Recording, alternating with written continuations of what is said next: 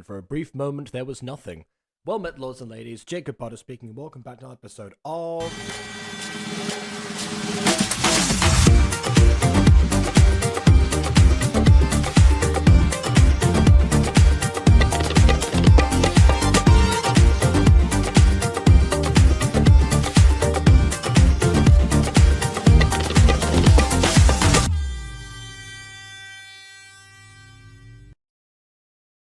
I just heard my voice right now. Yeah, it seemed like I'm a bit raspy. I just had some water for the record. Just hope I'm not coming down with something again, because I've got to make some phone calls tomorrow. Boring bureaucracy stuff. I won't bore you with the details. What you're here for is something that is less boring than that, but possibly will drain my psyche a little bit more.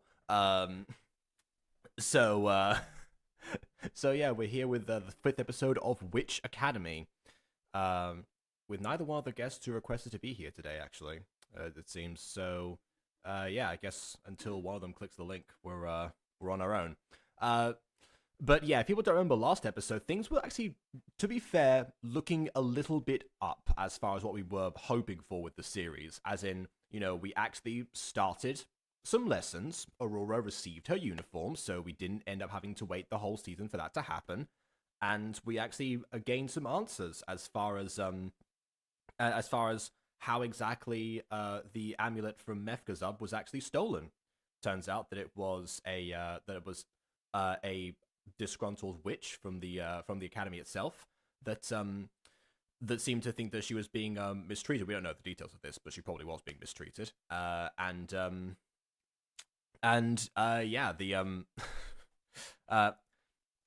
seemed to have betrayed her own kind for the king, but also under the king's influence. So apparently we do have some Aphmau style forever potion type of mind control going on, induced by a scientist, weirdly enough, because I guess an alchemist would have been too close to the witchcraft, even though they're called potions.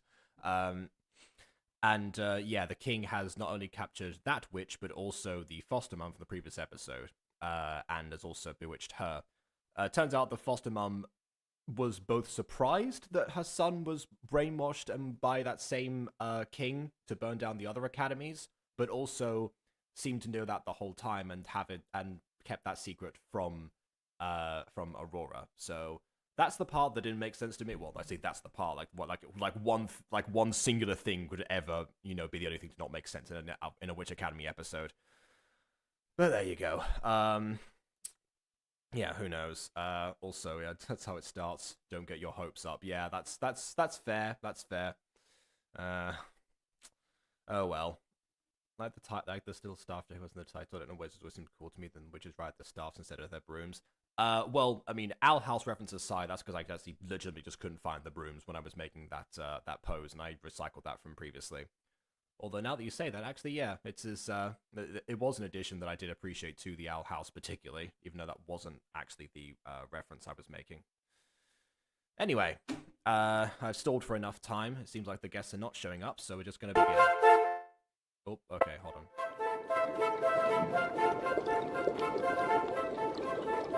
What the heck? See, this is what I mean. They're making potions in their class. Yeah, so I'm not sure why the scientist was allowed to. Maybe the king just has to resort to the same weapons as his enemies, potentially. I don't really know, but they did call him scientist and not alchemist, so yeah, that's the part that confuses me. Did you announce my staff chapter is back? Yeah, it is. That's like, I thought that was a Halloween thing that was going reduced before, and now it's back again. Maybe it's because it works on like the maybe because this is where I have like a higher like, you know, package than the free version, which is on the Butter Bunch, and that's why that doesn't have it there. I don't really know. I prefer it a lot more as well. You know, it actually, you know, allows me to see like your profile pictures in all of their, you know, glory and detail, which is always fun. But yeah, I don't know. Anyway, jeez, you almost made me drop my work. What's gotten into you? You're not even holding... Oh wait, no, she's holding a bottle. Okay. I can't get this stupid potion to work. You've got to crush the bee, not cut it. No, the instructions say specifically to cut. Anyway, what are you trying to make? A good luck potion. Oh! Wow, you make a reference to the scene where they're making a potion to earn a good luck potion in class, and then immediately Percival's like, oh, I'm making a good luck potion. Well, there you go.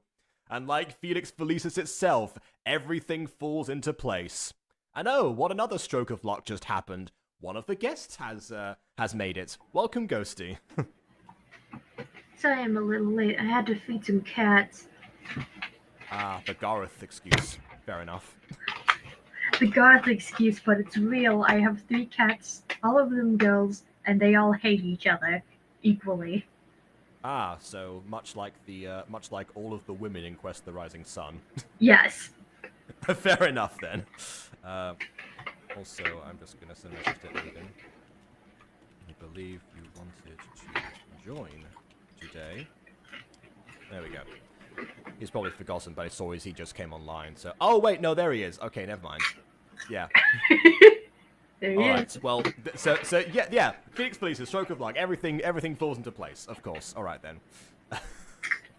Oh, and here he is. Hi. Hey. I wanted in this series because I like to laugh at it. There. I mean, yeah, that Series makes is a lot of sense. Gacha. Oh well, but hey, you know, we're actually in the classes this time, so that's something. Where's the teacher at? Probably off screen, I imagine. Eh, Either that or they're doing like independent study at the moment.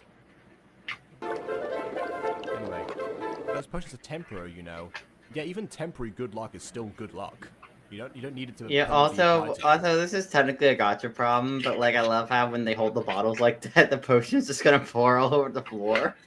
Yeah, and also, and for any of the VOD watchers or anyone out there, for the record, it's a Gacha life problem because in Gacha Club onwards you can rotate the props, and that's no longer an issue. But it was back then. It's fun. It's fun. Too bad the style for pinning messages. Well, it's about that, Bon. Yeah, Anyway. also, Bon asked about my profile picture. Yes, I made a version of myself in real life in Gacha Life too. Valid. I see. It's But it's also wearing a mask because I'm sick. IRL. I was gonna say, it definitely Ghosty, captures, like, the essence, yeah. Ghosty, feel better. I will hit you with a feel better stick. Boink. Fair Ow. enough. How is that See? supposed Now to you're- make you feel better? You're distracted by the pain to your head. Now you don't think about anything else that's afflicting you. Exactly. Wow, because my head hurts, my immune system fragility is gone. Well, I mean, it's just not thinking about it. It's the placebo effect. I could portray Kelly as just Messi. Oh, okay. Minor anecdote time. This week in class, because they were learning about physical descriptions, what I did was I took my second laptop, and I hooked that up to the projector, so I could actually use Gacha Club, and I had them get into groups, and you know, after like 5 to 10 minutes, describe a person for me, and then I would make that person in real time on Gacha Club. That's why I keep saying that people have wanted to, you know, install the app, because now they see how it works. But yeah, one of the issues that we had was, of course, the one of the major complaints about the Gacha series as a whole, which is the fact that there's almost no instances of curly hair. So anyone who said said, okay, my character has curly hair, I was like, oh, Yeah, okay. there Let is me no- go through all that- 12 pages to try and find something that matches. Like, even on Gacha Life 2, where there's 22 pages of hairstyles, there are still no curly hair options.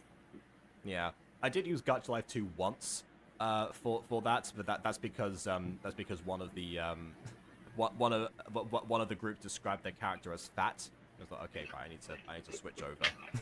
Like, there are curly side hair options, but there's no curly, like, back or front hair options. So extremely messy is just going to have to do. maybe if I thought for you the case of like the hair being messy was a reference to the amount of times that you've been on stream with messy hair, or because of your sickly state that it's sort of captured like how the way that you were feeling, expressing yourself externally. My But it hair works is- either way. It works either way because my hair is messy constantly. Yeah, I would pay to be in your gacha class. So Jacob. yes, I feel like you're a bit too advanced to be in my gacha class, Bon. I should be in yours. I am in fact well enough to be here, or at least I hope so. Don't worry, Alright, well, Ghosty. let's Always see. have the feel better stick. I was gonna say, Please do let's not see hit if me that with the feel better changes. stick. Let's see if that changes rather than I don't know. Unless this video suddenly stresses me out to the point where I faint again, I think we're That's- going to be fine. Oh, please That's don't basically what I faint. was That's basically not what I was good. implying. That's basically what I was implying. Okay. Anyway, I know I'm going to use it for my upcoming test for next class. Question: how does a luck potion even canonically work? It raises easy, Aiden. It just raises your luck stat, don't you know? In an RPG. There's no there's no Magic. luck stat. That's not how this works. Because like with a test, like what your luck rises, where it's like, do you suddenly have intuition of what's the best answer, or it's like you're looking at something, it's like I feel this one's a lot luckier. Or how does this work? Well, I mean, if we're going by again to reference Felix Felicius, how it works is that it changes your instinct so that whatever endeavors that you set out for yourself, you instinctually take the path that will lead you to succeed at those things. And the movie makes you high as a kite as well, but that's beside the point. Oh, that's It's like how luck works in Homestuck, where suddenly you're the luckiest person on Earth and nothing can hurt you. Yeah. Nothing, I really wanna go nothing to terrible goes your way. I really want to go to Hagrid's. I feel like it's the place to be. Do you know what I mean? No. Come join my gacha class where you only use mobile devices. I am suddenly reconsidering this. Actually, no. Gacha Life 2 for mobile isn't that bad. Gacha Life 2 for PC has been fine for me as well. Okay, The only glitch that I've had is the one where like the eye position change where like the thumb is like parented weirdly. That's the only issue that I've personally encountered. Guys, so I just got lucky. you see the girl in the corner? How come her Yes. shirt's different than everyone else's shirt? I don't know. She hasn't moved for like half an hour either. She has a very different shirt than everyone she's just else, like, and I don't know yes. why. Yes, make sure the potion rests in order until it turns blue. I don't think this is working. Yeah. Honestly, maybe the reason is because there's different. Some uniforms are a little bit different. Yeah, but this is like a completely different shirt. Like the top part is gray. I'm Like getting to that. So the example we've had in the series up until now has been the star on the hats that kind of people like Celeste have if they're like the elites or whatever they were called. But there's no reason why we couldn't necessarily have like another possible rank. Maybe she's like a prefect or something. That's just the prefect. I don't think the person who made this is British, dude. The Star Student, aka the students that get to commit genocide. Yay! Yeah, there you go. Honestly, calling them star students would actually have been like some amazing wordplay. I now resent the fact that was a missed opportunity. But yeah, I don't know what the top might represent, but it could represent something in theory. Or the creator just forgot what everyone was wearing and just put them in that, And but the creator could have noticed when filming. They've been standing there for like several minutes. I don't think the creator noticed. Yeah, I am very. So you mean that it could just be like an image that was from like. For some reason, I'm very concerned about the foreground extra. Is she okay? She's having okay. PTSD standing there, As long as her potion turns blue, or maybe she's making like an oracle potion. She's actually like looking into her future right now. You never know. But she'd have to consume the potion for that oracle potion to work.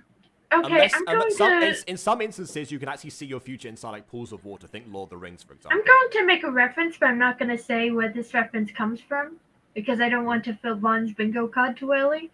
She inhaled too much.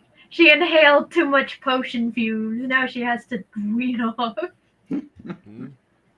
Yeah, but for the record, you won't fill Bond's and Bingo too soon because none of us have mentioned any of our stuff yet. Oh, guess what, Ghosty? Okay. Meet my It's new my Bingo. Bingo square. What is it? I have no idea. Ghosty, you'd best beware. This is my bingo square. BC has mentioned the bingo card before I do. Ah! Okay, fair enough. That's a good one, actually. Oh no. Bond has become aware. Bond has adapted. Yes, that happens that often. Yes. I remember. Oh look, the Oh, extra hello, has Quickly. changed positions in a minor way. She's Oh, not now she's holding a leaf. What happened to the potion? Did she drop the potion? I'm just gonna quickly point out that like, I love the way that now that like the new enhanced profile picture just makes Quickly's profile look so much worse. Anyway, yeah, what was it that you were just saying right now? the foreground extra has changed positions. She dropped Oh, the yeah. potion. Or I ate the guess. potion without looking, has a- without doing it. She now has a leaf in her hand. Maybe it was a leaf potion.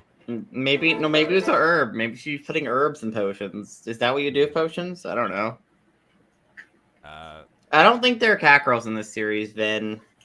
I think that might have been just Ghost Kitty reference rather than I don't know. Maybe. Actually, no, there is like that one huntress. That one. Hi, Jacob Butter. There is that one mountain something. You know the girl who looks after the animals?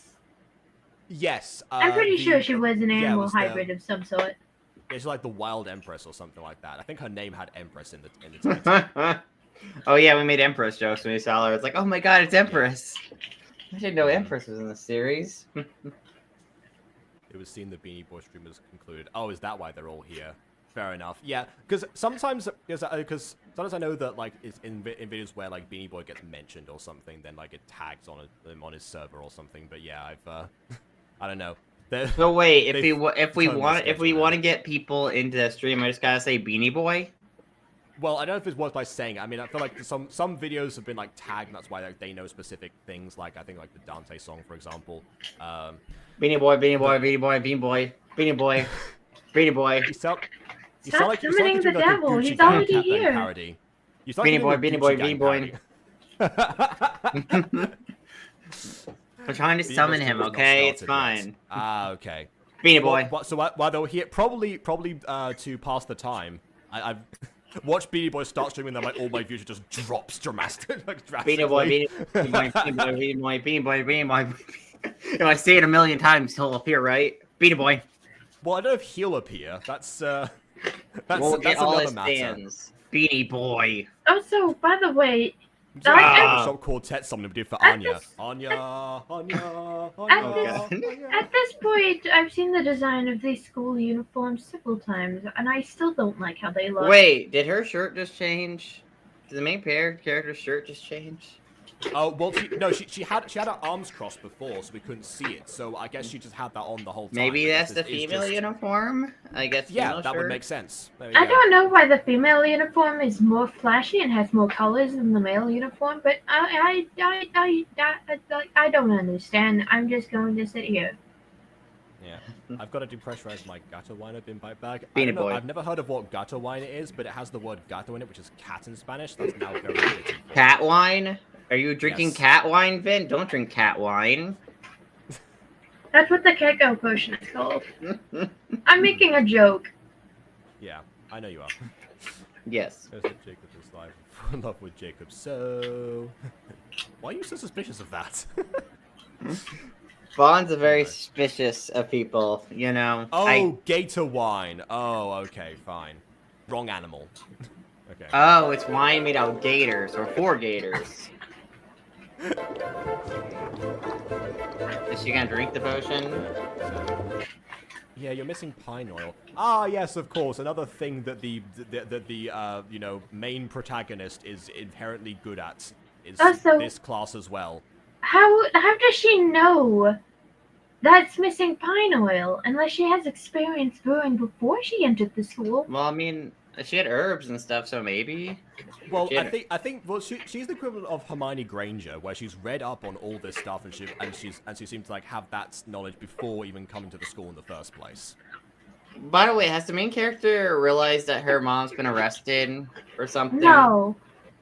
She has not I realized that. Oh no. She has not realized that because the mom has not told her.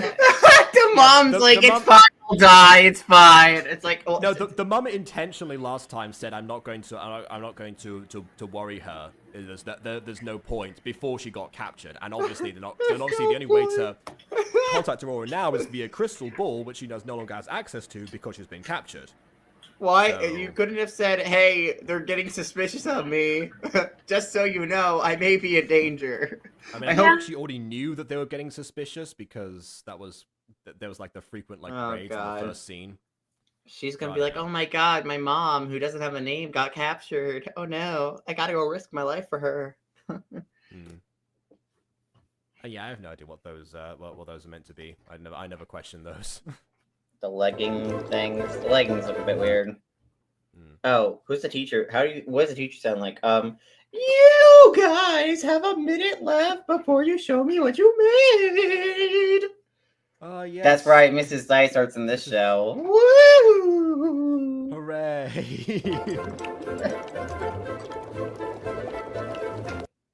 Mrs. Dysart is like that one character that you create years ago that never leaves you alone. I'm Anyway. never leaving. I live here forever. Sounds like Hootie from Owl House as well. Woot! Hootie's my favorite character. Hoot! I'm never gonna leave. I'm gonna tell you all about potions, and we'll talk for hours and hours and hours and hours and hours. Anyway. Don't you mean owlers? Also, it looks like the foreground girl too has changed positions once more back to Now default. Back to default with a leaf in her hand now. Yeah. For the record, I've seen many extras go through like looped positions before, and in fact, I've done it myself multiple times. Like extras Concealed by in camera angles. But I think extras with in one looped- extra, it's difficult. I think to, extras in looped positions is better than having extras that are standing stalwartly still. That is true. Yeah. All I'm saying that in this situation, it's hard not to notice that because normally it's a disguise technique because it's like the characters in the foreground more so than the others. Yeah, like personally, what I would have done in this shot is that I would have had this kind of like, open position of the classroom, and Aurora and Percival start speaking, and especially when they got really close to each other, I would have changed the camera position to, focus more on them. So foreground girl needing to change positions 3 or 4 times wouldn't have been an issue. She would have only been on screen for a moment. Yeah. Exactly. I'm not failing this time. So, what class do you have next? It says I have history in room B17. Another thing you can read up on and be and be instantly good at. Oh wow, finally a class without me. Yeah, right. We almost had all our classes together. In fact, you did have all your classes together. This is the first time that you finally have a class without each other. Like, I'm going to call it, Percival is the gay best friend. Nah, I think he's a love interest. Like, I don't think he would be a love interest because normally at this point in the Gacha series, the love interest and the main girl are already really romantically close. Meanwhile, these two seem platonically connected, if anything. Yeah, I don't necessarily about the romantically close as more so that they've normally had like moments of where like one person has blushed due to the other or something like that. So either one, we're breaking convention, or 2, these 2 people are best friends of the opposite gender, which is refreshing to see. Nah, I doubt it. They will date by the end of the show. I have a feeling end of the series, they're going to be dating. Some of the final episodes are like 40 minutes to an hour long, so There's a lot of joy. potential romantic development to happen in those episodes. I'm gonna be honest. There's kind of a lot to happen in those episodes, so I imagine romance isn't far off. I guess I haven't I seen guess them, that kind but, you of know. I guess that kind of also allows for a lot more time to develop like the rest of the storyline that we've been saying was not properly paced before. Maybe Yeah. they'll be able to take a bit of. But a I mean, also, but the way the show has kind of been, the show early on especially has been very slow with its pacing, which now hopefully it speeds up a lot more. Well, it's been both slow and fast in the wrong ways because the whole like issues like with Mephgazub and the whole amulet thing and the cryptic souls and the king, like all that seems to be like the stakes outside the academy are increasing very quickly even before Aurora could even take her first class. Normally have a bit more of time in between so you can actually like get accustomed to the academy setting before the livelihood of the person gets threatened once more by something they now have a way to defend themselves against. That's why it feels like too slow and too fast at the same time, because some things are too slow, some things are too fast. Now, maybe with a longer running time, that can be sorted. You know what'd be funny though? If like in episode 6 or 7, it's revealed that Percival met Aurora when they were both kids, but they didn't clock that till like that moment. They're like, oh my god, we briefly met when we were both children. That's a weird Gacha cliche I've noticed for some Gacha series, where it's like these two characters have secretly known each other for a long time, but they didn't realize it. It's like, okay, cool, sure. Yeah, as seen in the best Gachas like Royale Fairy Academy. Yeah, I made popcorn. The bad boy. Because you're a bad boy. Anything you do, gotta make you mad, boy. Anything or nothing. Oh, demon left. Oh, okay, bye.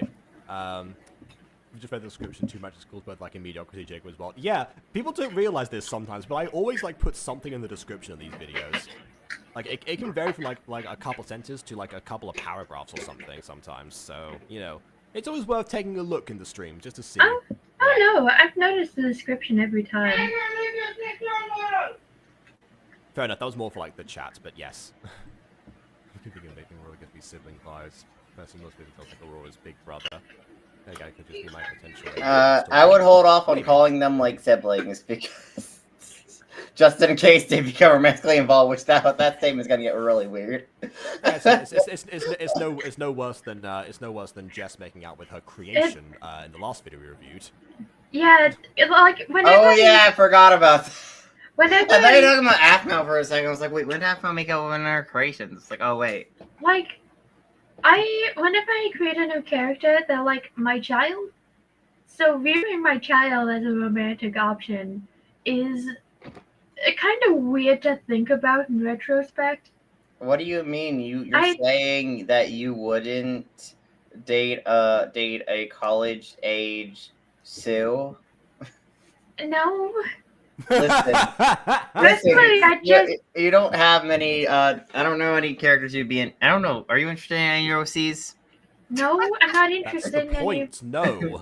Yeah, like I view my OCs as my children. The Monster Compendium trio, especially. Justin is the least favorite child. No, wow. I am him. No, I just said Justin is the least favorite child because character development for him is well, out of the trio, he is the realist, while Sue is the idealist.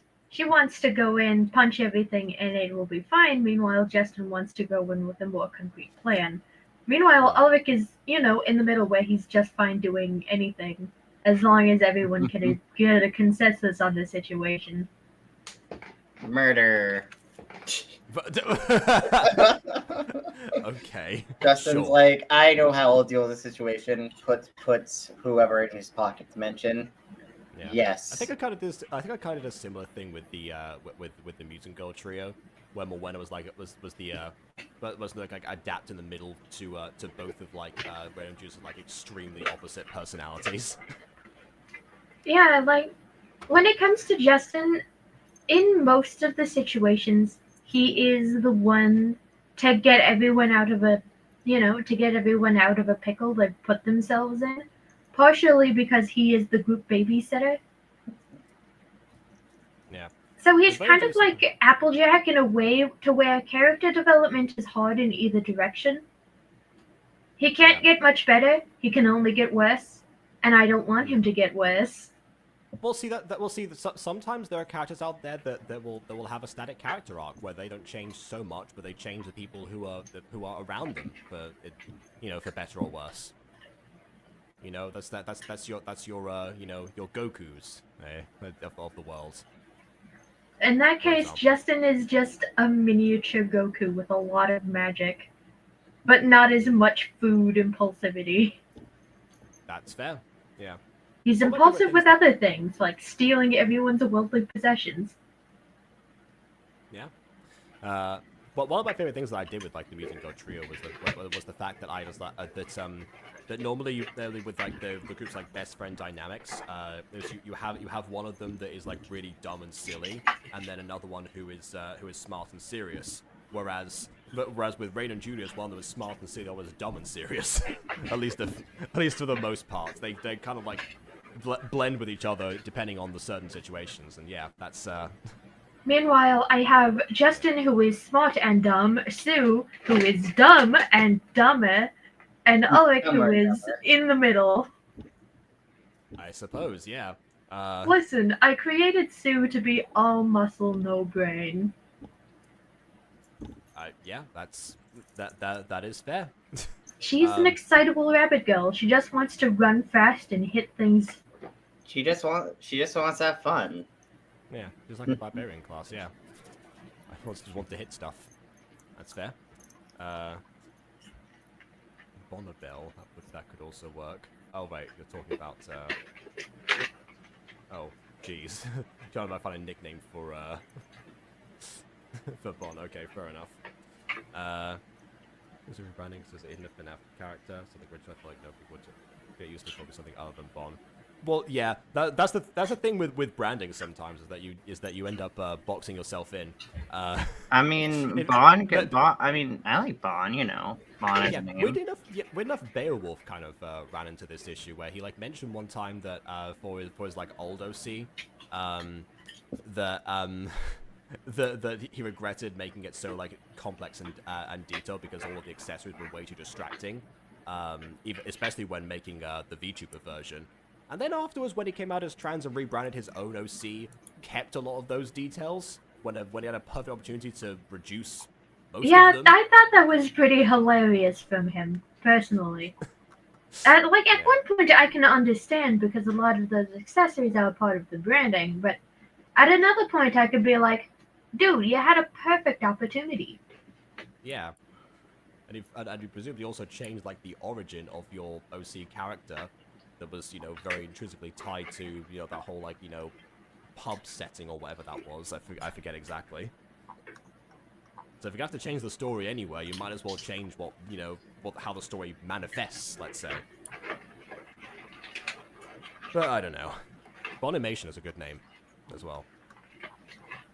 Before we move on with this, yeah, I'm just gonna just to give Bonimation here the bingo. Aiden, since you've mentioned the question if Ghosty was into any of her OCs, I'm gonna ask you the same question. Are you into any of your OCs? No. And probably for a similar reason, I imagine. I don't know. I mean, honestly, I haven't written any of them for me to feel anything towards them at all. I just write very dark stories with them. It's great. Meanwhile, I'm attached to all three of my stupid idiot children. Oh yeah, well, being attached and being into the characters is very different. So yeah, I understand that. That's because the Monster Compendium trio has about 3 different brain cells to toss between each other, and it's usually Ulrich or Justin with the most brain cells. Meanwhile, Sue has 1 brain cell that's shaking aggressively. Yeah. Episode. We almost have all our classes together. Oh, back during training. What was that spell that you used? Was it not one that you learned in the class? Was it? Well, hold on. Was it that last lesson that we had at the end of this, where they all fired different beams or something, and the teacher complimented Aurora specifically because protagonist being good at everything.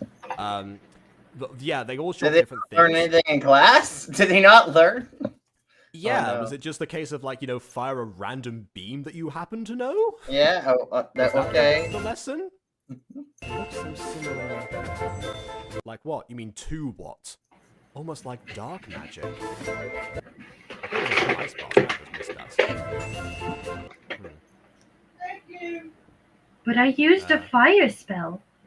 I mean, can a fire spell be dark magic? I mean, I guess it's How technically was- elemental magic, but like, How I was don't know. it similar to dark magic? Here, Okay, so like Imagine this they is have a what this similar is one origin thing to each I other. this is one thing I thought about with dark magic. What is dark magic, and what is determined dark magic in most magic systems? Because I feel like someone or some group of people has to determine what's considered dark magic and what isn't considered dark magic.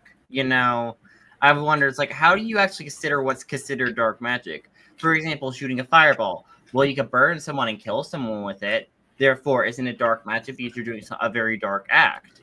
But it's not dark magic. Therefore, but how is blasting a dark beam of light at someone more dark magic than shooting a fireball at someone's face?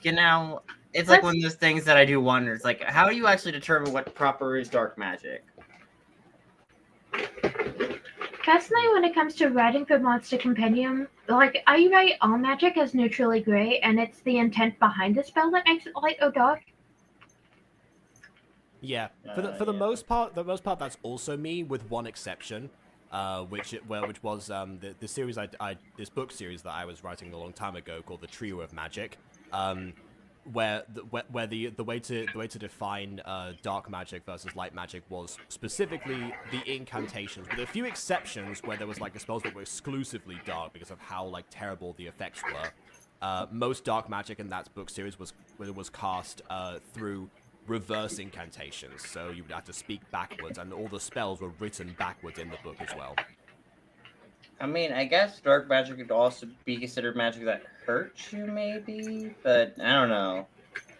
Well, yeah, but also I did, in that series there were also some light magic spells that could do the same thing, probably to a lesser degree. I don't know. I mean, I've always kind of wondered, like, at the end of the day, like, dark magic could be very subjective to, like, whatever magic system you're in, or, like, whoever determining what's dark and what's ultimately, light. in my book series, there were, like, almost two sources that people could be subjected to in terms of magic, and one of them, like, feeds off of, like, the evil intents, like, behind, like, your, human hearts, versus the other one, which actively works against them. Not to say that they'll say that you can't have dark wizards who lean towards the side of good. In fact, that's the whole point of the series. Is there's three dark wizards who actually then rebel, and they have to try and realize that well, they think that they're trying to end dark magic forever, but that's not entirely the case. But I won't that's down the line. 14-year-old Jacob was both detailed and vague, and I realize I'm talking to no one because they're both muted right now, but I'll explain that in the chat because I was on the very halfway through the sentence, and so between that time I will carry on. Anyway. Personally, I find dark and light elves in most mythologies to be more of a confusing distinction between them, because obviously there's a lot of the time sometimes it's like, okay, there's like very minor differences. Yeah. Exactly, detailed vague oxymoron, and just coincidentally, that happened to be a word that I learnt at the time of writing that story. That I never put in, I don't think. Anyway. Dark magic and any other spells can mix together. Okay. I study the visuals and auras of any spell blasts. And why didn't the instructor notice it before? Well, I mean, also Percival was right next to her at the time, so he was closer, in fairness. But here we go. Can I tell you a secret? I come from a long line of dark wizards. Please don't tell anyone. Your secret's safe with me. I am Agatha's secret love child. Or descendant. It's prohibited for anyone to study anything with dark magic. Oh, okay, right, yeah.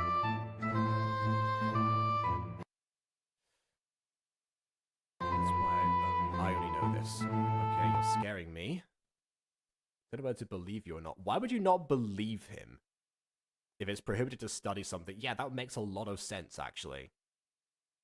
You know, going back to Harry Potter, there was a reason that there was a restricted section of the library.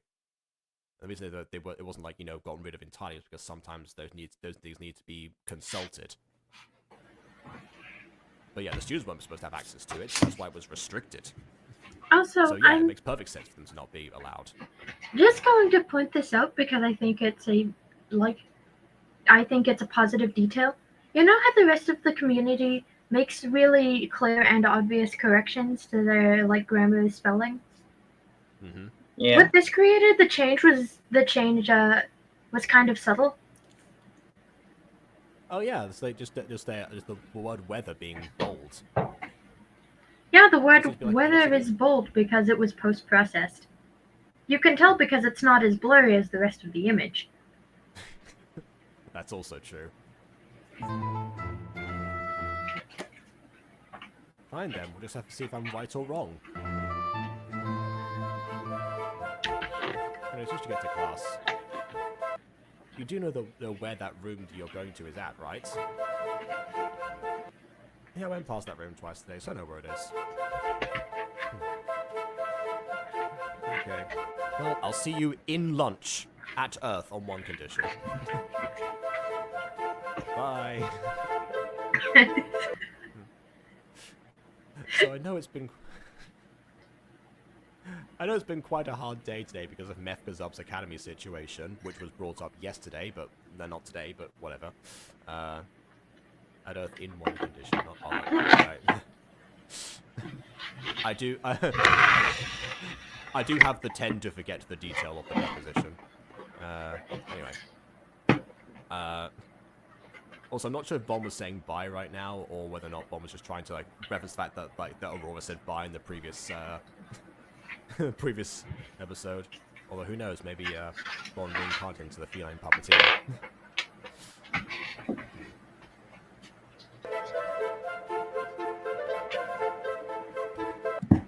But all we can do for now is hope the best for them.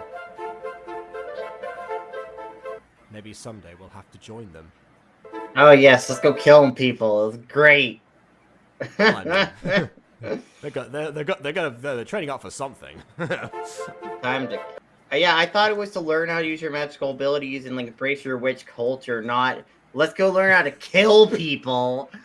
Let's go to war, guys. I was joking. That's not what they. That's yeah. I was like, please. Apart from the star students, they're doing it for that reason. But, you know, they're doing it to most kill other people. Yeah. Oh yeah, you gotta get into your witch heritage. You gotta learn how to use your magical powers, embrace this culture you have. No. Kill people with your powers. Well, Now that's dark magic. Some people consider that to be embracing the witch culture. Agatha specifically. Oh my god. I'd also like to point out that technically, because they're committing genocide, they're already using dark magic. I mean, yeah. unless they're using light magic with dark intent, which goes against that premise of there being light and dark magic variations. But couldn't they also use dark magic with light intent? Well, according to Percival, you two mystics who both muted, but apparently they can be mixed together. Oh. Yeah. If you use light magic with dark intent, then you could use dark magic with light intent. I think the teacher over here is going to teach us the difference between dark and light magic in this magic system. I hope so. Or it's going to pan over. Implies it's going to be like a herbology class or something. I mean, it could be like a plant magic. I mean, there's a mushroom in the background. There's some plants. Yeah, there's also a clock, so exactly. maybe it's like time magic as well. Maybe they know how to time travel. I don't know. I'd also like to point to the looming moon. Oh yeah, That's that moon's breathing. Yeah, I knew you were gonna make that joke. I'm gonna sock you, and I'm going to sock you in the baby organ. In the baby organ. In the baby organ. Oh. Dissect that. But yeah, that's a good question as to why there is a looming moon here, breathing or otherwise. It's still an interesting detail. Well, it's inside the building. It's not outside. It's inside the building. There's a moon physically inside this building. I was gonna say, I thought there was a window But no, It's there's covering. literally- It's in front of the window, so it's inside the building. Yeah, I don't know. So today we'll talk about the history of Agatha, the only relevant historical figure we've introduced so It far. was Agatha all along. Yes, I we've love made that joke show. before. I love that show. Everybody go watch Agatha all along. 10 out of 10 Mhm. show, would recommend. No, Okay. thank you. Personally, I'm not gonna watch it. Well, you Because- could sail. You could always sail the high seas, okay? Listen, I'm sailing the high seas right now. The only place where I can legally watch Italia at the moment is on the high seas. I mean, Yay. I already have Disney Plus, so it's not like I'd be buying it just for Agatha all along in theory. Yeah, watch Agatha all along. Hmm. Do I it. just realized I need my cable. Yo ho, a pirate's life for me. For me. I don't- Jacob's too much of a good boy for that, you know. We're Again, bad I already have it, boys. so I already bad have the boys. access. So what's the point? Why do I need to sail the seven seas in order Well, to get actually, access to I what didn't already sail have the access to? I didn't sail the high seas for Agatha. I did watch it legitimately. I did sail the high seas for the Miraculous special, but you know. I will sail the high seas. Oh I yeah, will- speaking of a Miraculous special, I got a trailer for that on Disney Channel, like live TV here, and it just said very soon. It's like, what do you mean very soon? What am I supposed to do with that information? It's very soon, Jacob. What do you mean? It's very soon. So clear. Ironically enough, it's about time, and they can't specify the time. Man, that time travel ain't working very well for her. For time in general. We love time travel specials. I'm going to sail the seven seas because I don't like to support Disney. Disney. Contrary to popular belief, I actually do enjoy time travel stories. I know that I banned time travel in the Butterverse, but that's because I Yeah, wanted to like keep the time timeline travel simple. stories aren't bad as long as your rules for time travel are thoroughly set out. But Jacob, what if we have like the time travel rules be like any time travel that's happened has always happened in the Butterverse? It's like a closed loop. You know? I did say that if I ever did, for some reason, allow time travel, it would be a closed loop. But that was also because the last time that someone pitched a time travel series was BB, specifically about somebody trying to time travel to save like their reality, which if it was a closed loop would be entirely pointless. So what like? 'Cause Yeah. it already happened. It would set things in motion. There'd be no point to traveling at all. Yeah, but I do want to actually touch on time travel somehow. Okay, listen, I like the concept of time travel. Well, I mean, you also have your own multiverse that predates the Butterverse. Yeah. Conception-wise, I have older shows, but you've I- got the older concepts.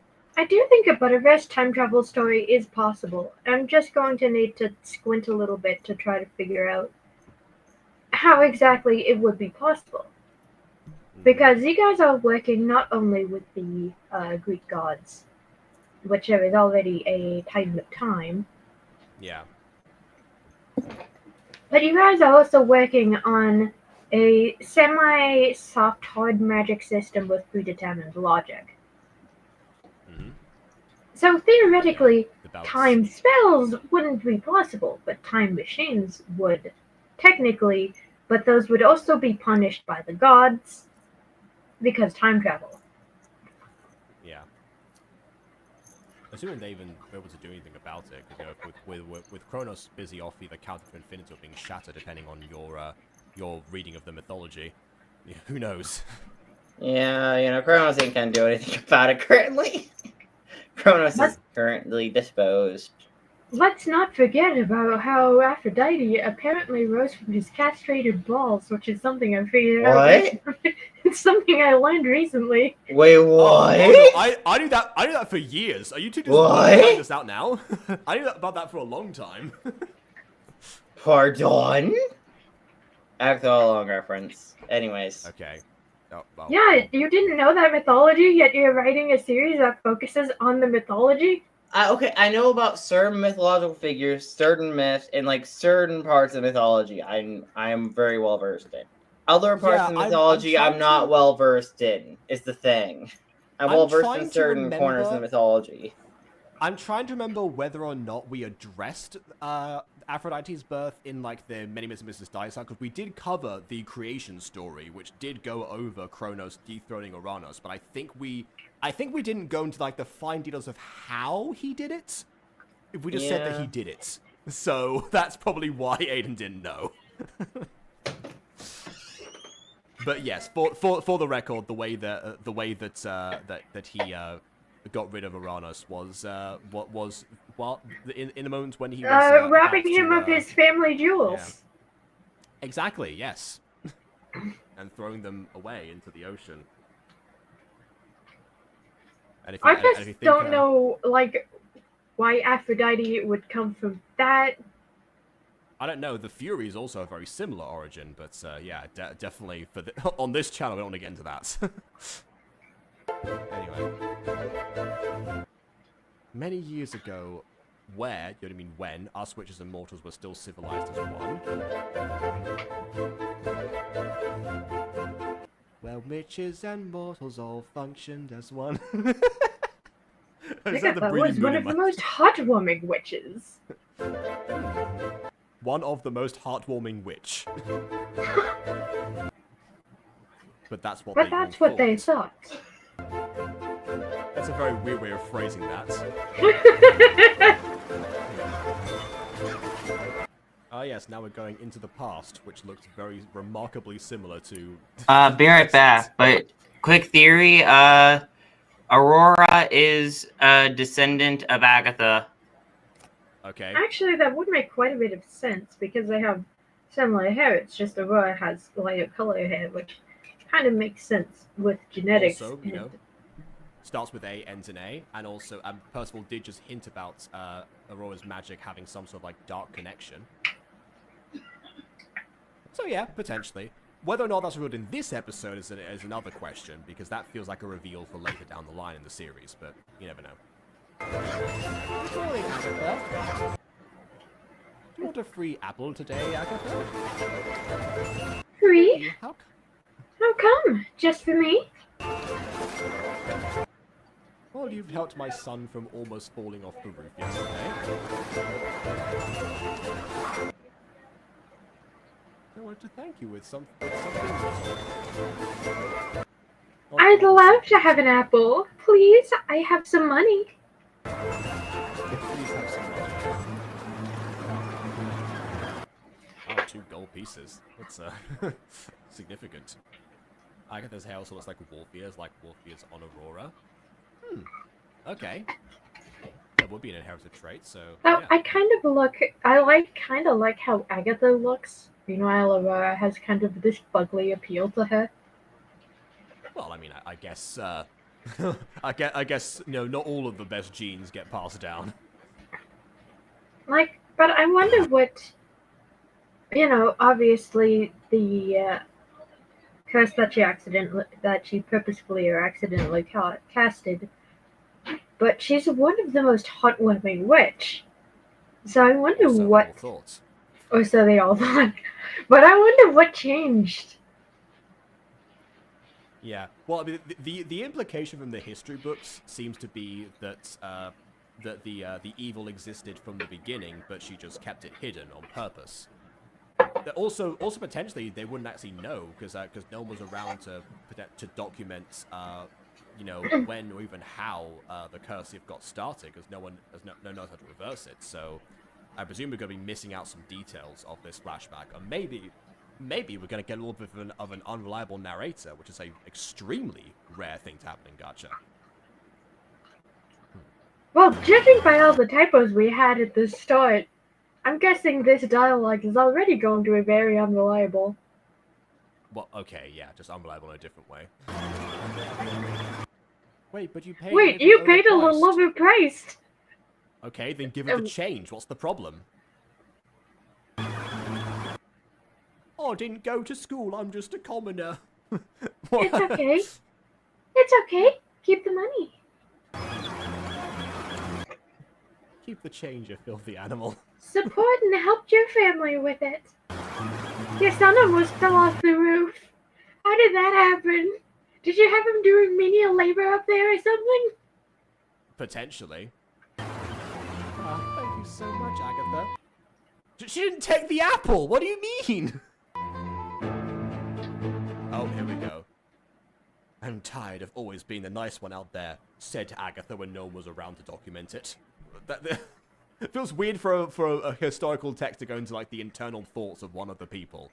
Like, I don't remember the last time that we went to, like, Henry VIII's, you know, internal dilemma and struggle when learning about him. It's just, we cut to Henry VIII and he's just talking to his current wife, and then he just walks a little down the hall to where his wife can hear him, and he's like, "Ugh, I hate being married. I need a new wife." Honestly, I haven't read Henry VIII like the Shakespeare play, but that sounds viable for that. But yeah, for like an actual history class, that'd be a wild thing to document. Are we sure we're not telling the Shakespearean version of history? Or does the board not exist in this universe? Well, in this universe, I imagine not. But I mean, like, in our universe, if someone, like, documents, like, the internal thoughts of all the historical characters, that would be the most wild concept. Because, obviously, that's all down to speculation, as we'd learn now, but, yeah. In the Shakespearean version, who knows? Maybe it's this universe of Shakespeare that wrote this history book. Oh, well. Possibly. It's author number 57, something from Time Switch. Just skip we made during the review. Ah, yes. I had to make sure that I still have the time switch file because it was, you know, old computer, one that started malfunctioning. I really hope that, because otherwise that's another one that's to be reconstructed or also be lost to time. Anyway, I'm tired of being the nice one here. Everyone always depends on me. Yeah, they offer me free things, and yet I offer things to them but complain about it privately when I had no obligation to do so. That I save their family members, and thus I hate them privately. Actually, no, this sounds like me IRL. Oh, okay. I want to become a new person. Then go! Move out of the town you live in and become a new person. Yeah, if anything, there's probably like appearance-changing spells or something. Yeah, you can just start a new life. Here. So, you've decided to come and take it? Give it to me now! Give it to me now. I want it all. But only in one condition. Oh, great, we've got in one condition again.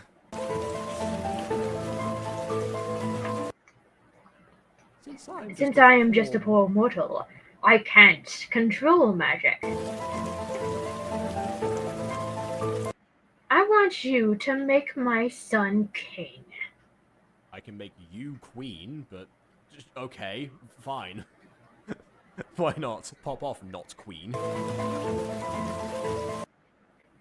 I believe that's impossible. Yeah, nothing's impossible where little regicide's concerned.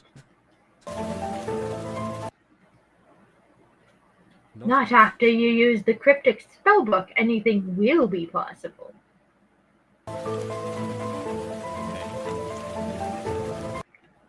Fine, I'll do it. This is interesting because it seems to imply that, like, the lineage that the current king comes from, the current king that hates all witches, actually owes their entire, you know, success and prestige and, you know, existence to Agatha, the very witch that they would logically resent the most. I'm not so that may there's two ways that can go. The good way is that the king is unaware of this, and that will, like, you know, that'll make him, like, question his own, like, logic and morals and everything. The bad way is if it turns out the king was a hypocrite the whole time and actually was just secretly just, you know, mustache twirling the evil and wasn't, like, indoctrinated by, like, the whole, you know, social politics, all that stuff, which would be far less interesting for this story if it just turns out, like, oh yes, he was just purely evil the whole time. We have, like, an easy solution to this problem that, you know, was caused by, like, history and such. Also, That's just this less is fine. also bringing this out of the text of the. Greetings, by the way. Aurora, bringing this out of the possible context of an unreliable narrator. This implies, at least to me, that Agatha was essentially sold a spell book she didn't know was possibly cursed. Well, I mean, the contents of it do seem to imply that it would be, you know, would take it down a particular direction. But yeah, who knows? Yeah, it could have been a cursed item as well. Like, it could have been a cursed item, and it may be that Agatha was a nice witch until she got her hands on it. Except that she actively sought out the solution to not be a nice witch anymore, have more people not rely on her. Yeah, but as you said, Jacob, this could be subtext to an unreliable narrator. I'm just trying to think of the context behind the possibility of the unreliable narration and putting pieces together that may or may not exist. Yeah, even the unreliable narrator's being a bit inconsistent with that, but yeah. Anyway. Mum, who was that?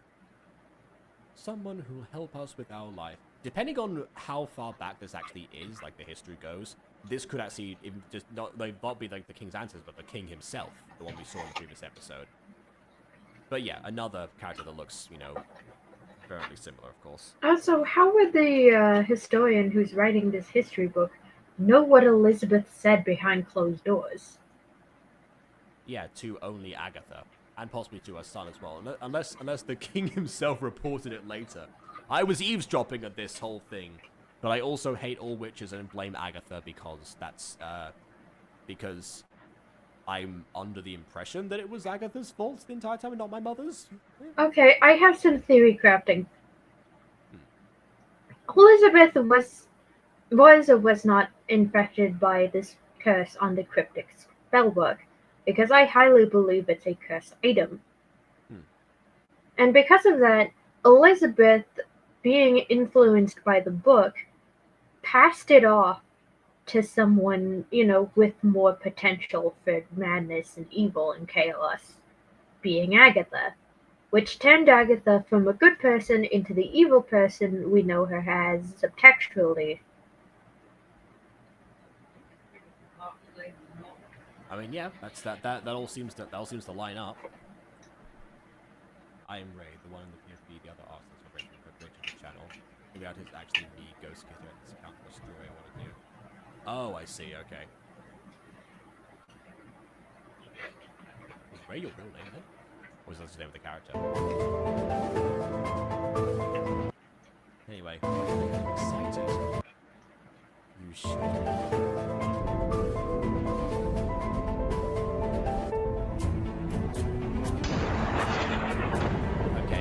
Spell immediate corruption. Yeah. Well, she wished to be a new person, and now she is. So, you know, monkey spore and all that.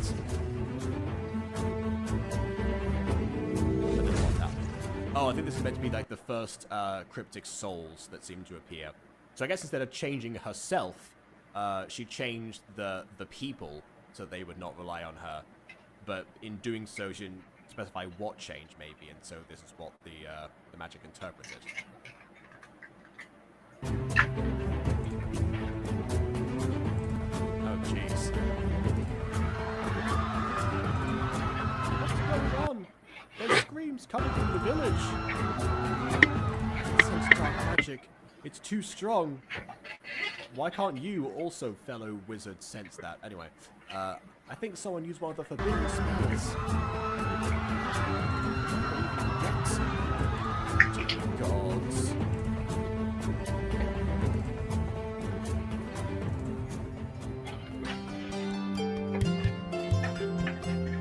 When you were in class a little bit ago,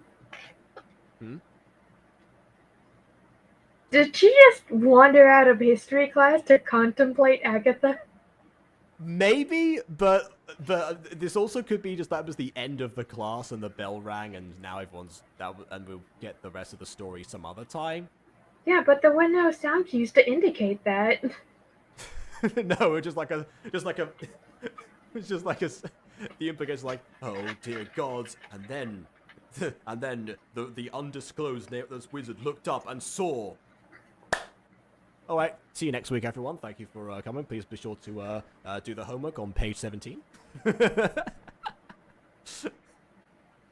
is the same person who was selling apples in the town earlier. They're the same. Never mind. Oh, okay. Well, Possibly. In that case, the son who fell from the roof would have been the future king. Yeah. Anyway, after that lesson, after the lesson, it literally filled my mind with so many questions again. Yeah, like, where did that info come from? It read more like a... What? That's what you were asking? Who Agatha's parents were? That has nothing to do with anything! What do you mean? That's the first question. Why is that the after first... this revelation, I'm wondering, like, what kind of hairstylist did Agatha have? What products did she, like, use for herself? Were they magic in nature, potentially? I wonder who shares the genetics with Agatha. Well, yeah, that's... I was trying to say, like, the most, like, mundane thing ever. Like, I said, yeah. What was the weather conditions like in the, in those early days? I wonder if the climate has changed significantly. How did Elizabeth get her hands on that spell book? Did her son become king? How would he become king if he was young? I would say that there are a lot of young kings. Yeah. King Tut. I feel so bad for King Tut. Oh, well, yeah, of course. But also not even, yeah, I think the youngest like monarch that I've ever heard of personally was Margaret, Queen of Scots, who was 9 when she became queen. That's but yeah, beyond that, yeah, there'd be other examples too. It really depends. Like if there's no other, you know, like adult rulers that can take over or that they're next in line, then sometimes that just ends up being what happens. Headache. Whoa, you okay?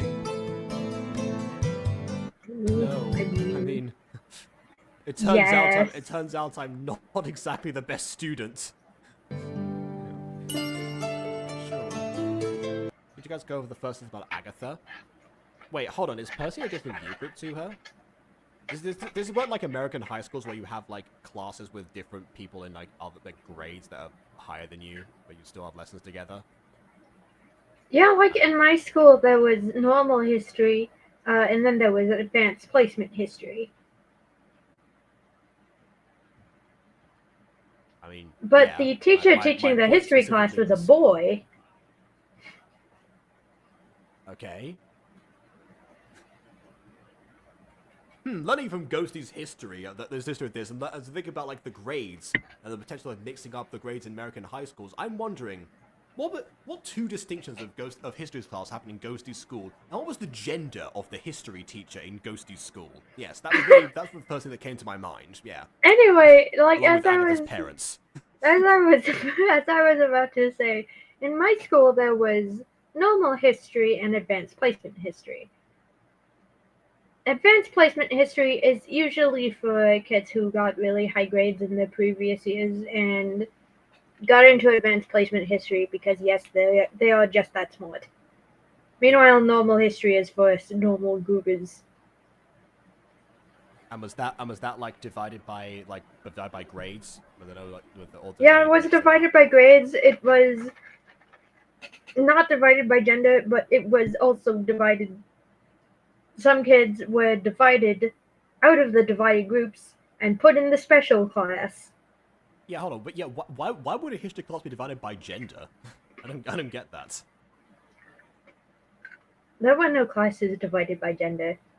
Yeah, that was not what I was asking. Like, where did this whole thing come from? Like, you first mentioned that your history teacher was a boy, but then like also said, no, like, I meant they weren't divided by Aurora's gender history. To be Aurora's history teacher was a boy. Okay, I'm not sure if the implication was that the history class was divided by gender. It could have been, but also just the case that, you know, their schedules didn't like line up exactly perfectly. That was the implication from before. Because yeah, having like either that or Percival is an AP history, which is a whack concept to think about. What are they teaching in that history class? I don't know, probably anything that's not Agatha related. That's the only piece of history we've learned this entire series. These are the questions I get from my students. Who, how, when, why, where, and what hairstyle did the person have? Yep.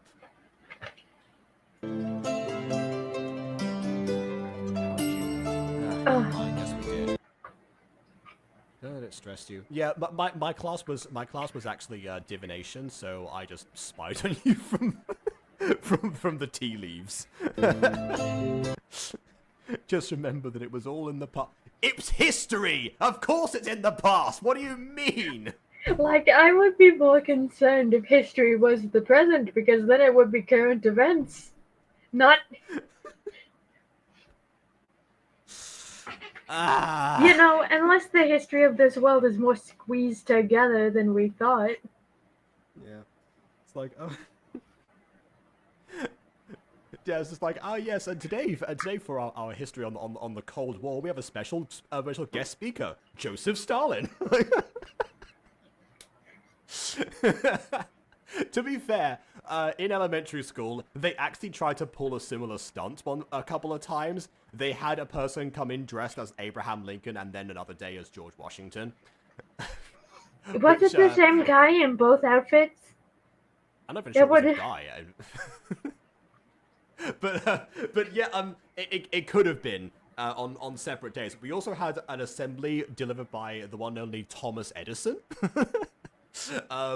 But yeah, like specifically like the Abraham Lincoln and George Washington thing, like that confused me a lot because I remember like before, because like the person was in character the whole time, so for all intents and purposes they were supposed to be Abraham Lincoln. And then when George Washington came around, I was like, wait a minute, but we had the 16th president beforehand. How do we also have the first one? Are they all still alive? What? How long ago was this history? What are the rules? I was questioning the timeline of real life. That was my origin story. Anyway, speaking of students, why are the wholesome do really are skipping? Yeah, or they just didn't decide to process a headache. And they just went to their next class without having to internalize everything or who Agatha's parents were. That's also an option. Like, I wonder why Aurora thought asking herself who Agatha's parents were a relevant question. Yeah, I don't know.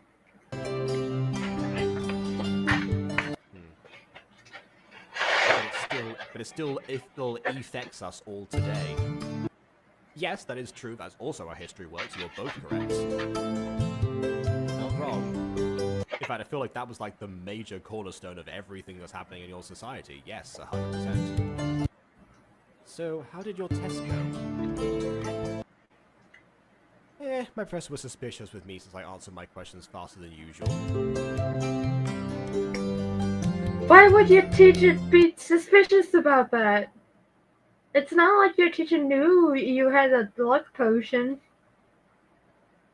No, you know, that's unless true. you just drank it in class in front of him like a moron, stupid idiot face. This is why he needs the luck potion.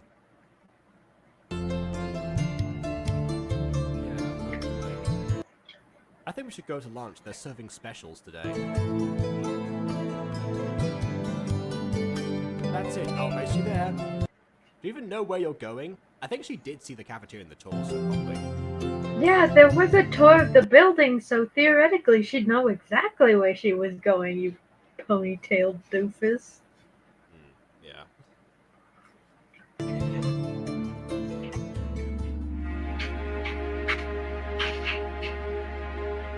Now back to the star pupils. Don't leave us like that again. I'm sorry. I became too scared for you guys. Oh, by the way, last time we saw Celeste, she actually flew off on a broom. So I guess they probably were not allowed to do initially while on duty. I don't know why. I guess to not, like, you know, expose themselves to muggles or something. Also, Celeste is the only one wearing stockings of the entire school. I just noticed that. Like, the rest of the students are wearing the stockings with garter belts. Yeah, if we're trying to Bessie specifically here, she's from Mephgazub and not Mogarip, but yes, the other students in Mogarip are also wearing the same ones. I would have swapped those over, have her with the garter belts and then have Bessie with the regular stockings, but who knows. Alright, apology accepted. Moving on from that, before we have a full conversation, we need to hide quickly. We're standing in the open with mortal But what about the others? What about the others? What about the others? You abandoned everyone and flew away on your own. There should be no others out here. They're already hiding. Come on. Oh, okay, Where are they? We have a fourth person who just appeared here. What? Everything's clear. Everyone else are in their hiding spots now. Yeah, sure. Follow-up question. Who are you? Follow-up, Clark. Follow-up question. How did you get here? Everything's... Oh, it's still the same line. So does anyone possibly know where the amulet was taken to? Well, no, you idiot, stupid dum-dum face. Of course they wouldn't know where the amulet was taken to. Yeah. It's highly possible that a monarch has it, because of all people to be interested in the amulets, the monarchs themselves would have them in their possession, not the military or some sort of treasurer of any kind. No, specifically the monarch has to have it. Yeah. Okay. You know what happened with the TV? Well, no, because Bessie's the one wearing like the garter belts that all the other girls would wear, so it would be Celeste in that case.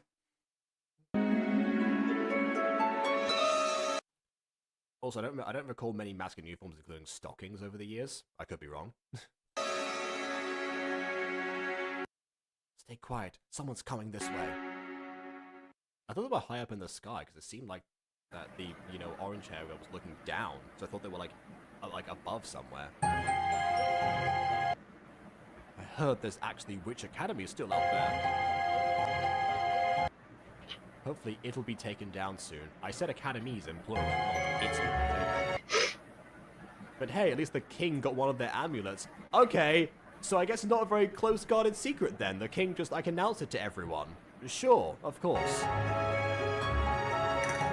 It's not like the witches would, when hearing this invasion, would ever want to, I don't know, go confront the king en masse potentially and besiege the royal palace that probably is not it's probably well protected, but not enough to, contain, the entire roster of witches from an academy, possibly.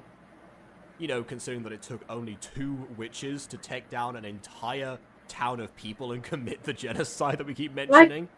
Also, I have a wild, not theory, but would be plausible to happen if a normal human snuck in amongst the witches that go out and slaughter people. I mean, I don't know how that they'd be able to blend in. If it was constantly doing magic and flying and using the brooms and staffs and whatever, then they would get discovered very quickly. But also, we do actually know how the amulet got stolen, for the record. A disgruntled and mistreated witch from Mephgazub betrayed them, gave the amulet to the king, but also was, put on the same. Oh no, she gave the location of the amulet to the king. Oh no, apparently she also was told to hold the amulet because the king also demanded the amulet from her, and she handed it over in the last episode. Okay. Yeah. That might be like after she was brainwashed and then retrieved it herself. Because she was under the forever potion that the scientist brewed. That also apparently was the thing that the foster mom's son used to burn down the previous academies, including Aurora's academy, which I don't think Aurora was enrolled in academies before this point, but that's what the mother said last time. She burned down your academy, implying there was like I don't know. Implying there was a third academy. Well, there were more academies for sure, but they're all destroyed now, and that was, partly due to the efforts of the son who burned down 3 himself. And killed his own father, apparently. But supposedly Mephgazub and Mogrip are the only ones left. Supposedly. Maybe there's a third one that even they don't know about. You never know. What does it do? I have no idea, but His Majesty said witches cannot live without it. Which is not really the case, it's just they can't hide without it.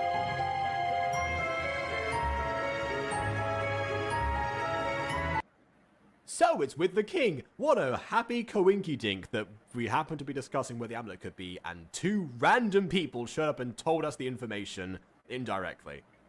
Great! Storytelling. Good storytelling. This is 100%. This is going to be so hard. Then join up with the rest of the academy then? Possibly also recruit Mogrip to help you?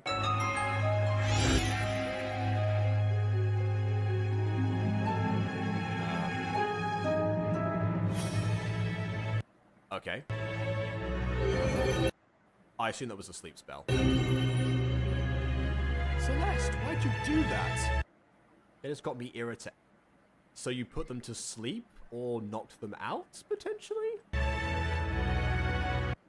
But did you kill them? Yeah, okay, I wasn't going to ask that, but did you? You've killed plenty of people anyway. Yes, it's like, So you why might as would- well at this point. You've literally slaughtered an entire countryside full of people. Why would you be concerned about two? Why would you be concerned? A good question. I'm back to which Academy curse is real. Oh, that's where you went. So, if people don't know, Bon had an issue where like his internet went out for 5 hours during Witch Academy episode 3 review. So I'm guessing Prism had the same thing happen now. Good grief. Yeah. Okay. Back up and let me think about this for a second.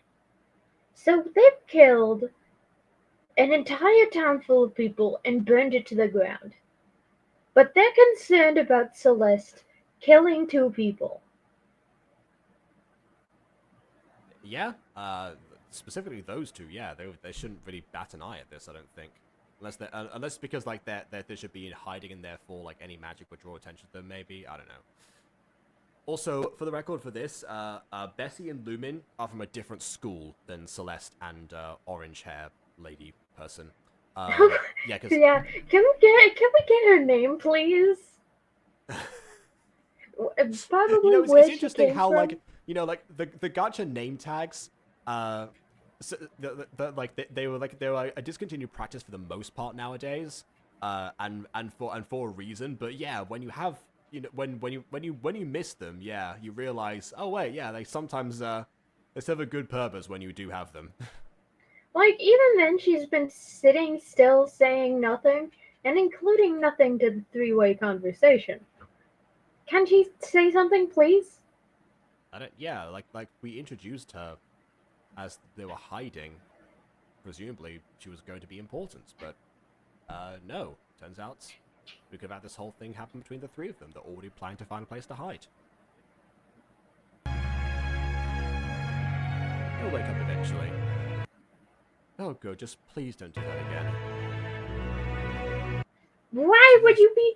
Okay, again, why would Bessie be concerned? They've already killed a town full of people. Why would they be concerned about those 2? Yeah. Don't risk doing anything like leaving us and casting spells on mortals. Yet again, kill the entire countryside. Why would you be concerned about casting spells on mortals? We just all forgot about that. Maybe this is like early Guardians versus late Guardians, where early Guardians was full of most of the issues and contradictions, and then late Guardians was actually like incredibly consistent. Maybe now the episode's getting longer, the Oreos realize, oh wait, I need to get all this business in order. Let's knuckle down. Oh wait, I need to have a internal consistency. Shit. Yeah. Better late than never, I suppose. But better on time than late. Okay, now it was stated last episode in the description that they're supposed to be encouraging peace, so now they should be doing that instead of killing all of the mortals, right? Right? Well, yes, but they should have been doing that before they slaughtered an entire town as well, but apparently they were provoked by the whole amulet thing. It's like, what? An eye for an eye, I suppose. You steal a gem from us, we slaughter a town. That seems like an entire leg for a finger. I love that. By the way, the name director dubs the Lin. There you go. Okay, so this is Lin. Welcome, Lin. I am going to adopt you. Get in my pants. What? I meant to say get in my pocket, but that's fine too, I guess.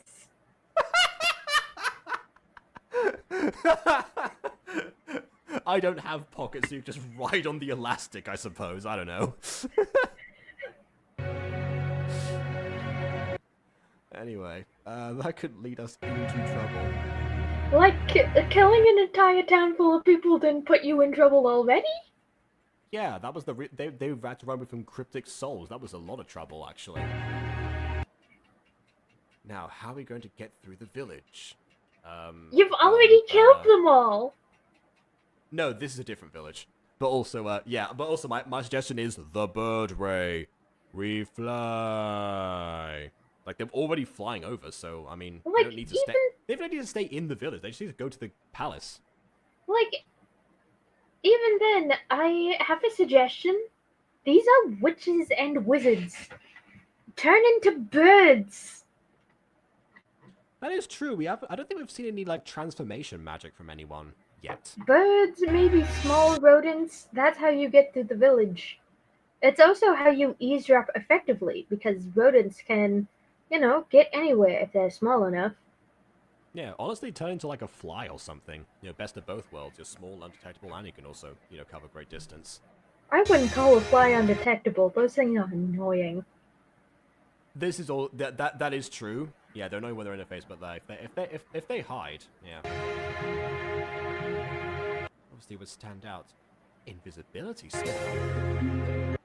That's only temporary for like an hour. How big is this village that you can't leave it in an hour?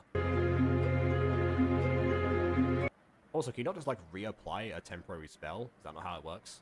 Guys, how about turning into... Okay. How about changing clothes? You could just pull like a spy heist, take the clothes off of the two people asleep from down below where you are, and then like disguise yourself. You don't even need to transform. Also, like I'm just gonna transform in. How about turning into mortals? How are they different from mortals already? I mean, I guess they know magic. That's why they just have to change the clothes. They're wearing. That's the only They just distinction. have to change clothes. You don't have to turn into anything. Yeah, get together, Lynn. I mean, honestly, the magic users don't look much different than regular humans. Yeah, so I don't know saying, why yeah. they'd have to turn into humans. While they're speaking, I should be whispering. My father invested over these tactics. My father will hear about this. By the way, what did we learn? Did we learn anything interesting new about Agatha? What Apparently, she used to be a heartwarming witch before suddenly becoming evil.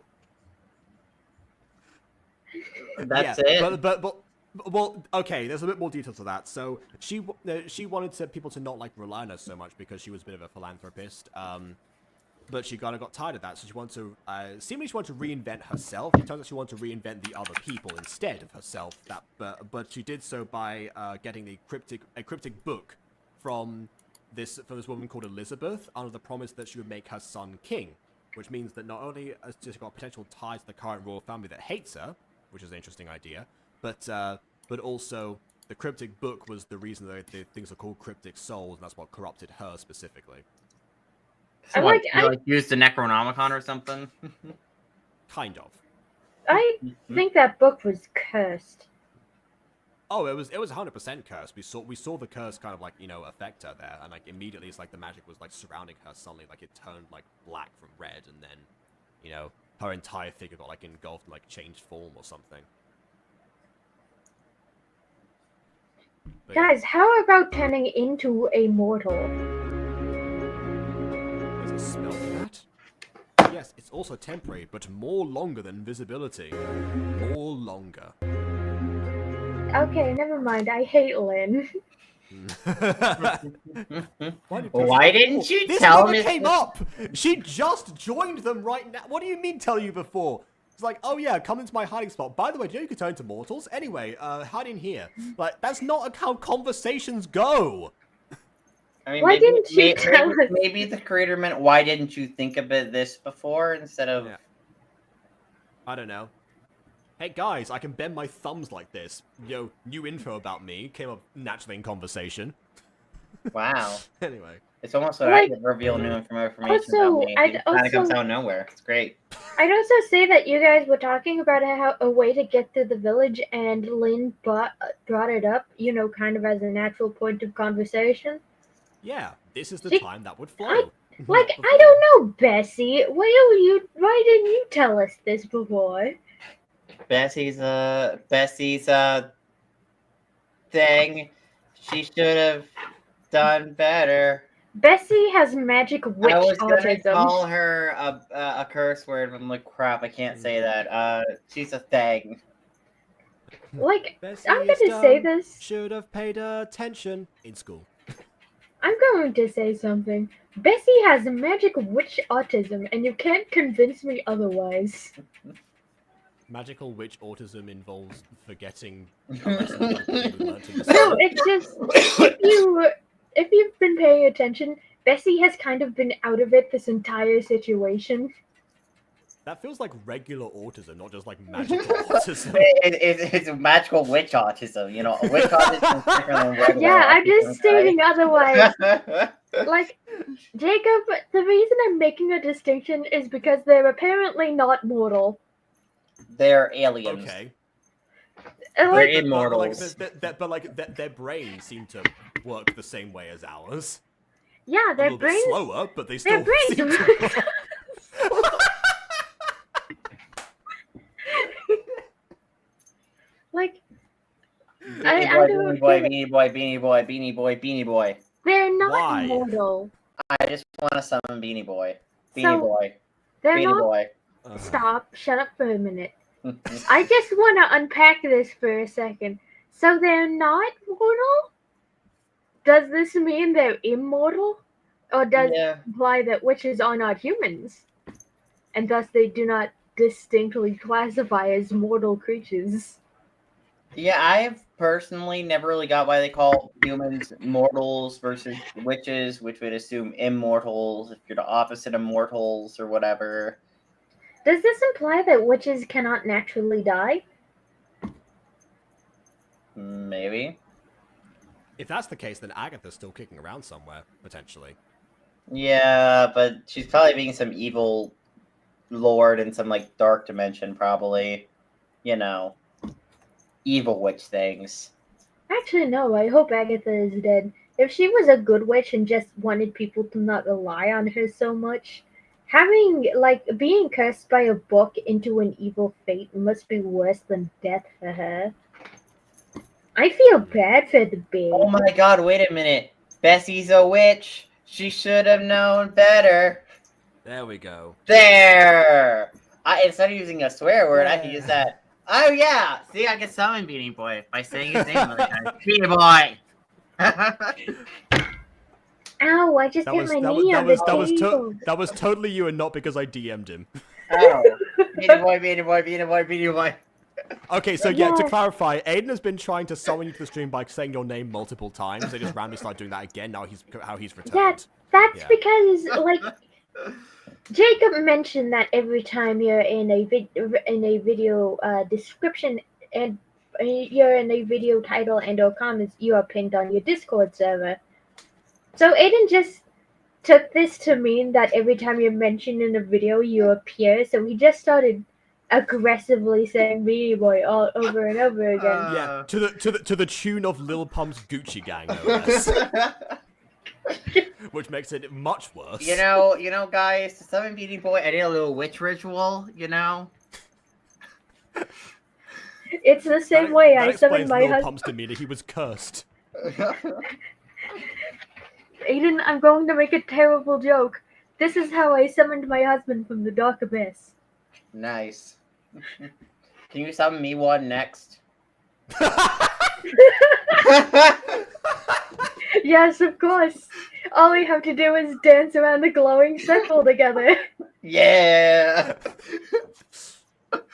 Oh my goodness! It's like the Leon Corbett ritual from Code Lyoko.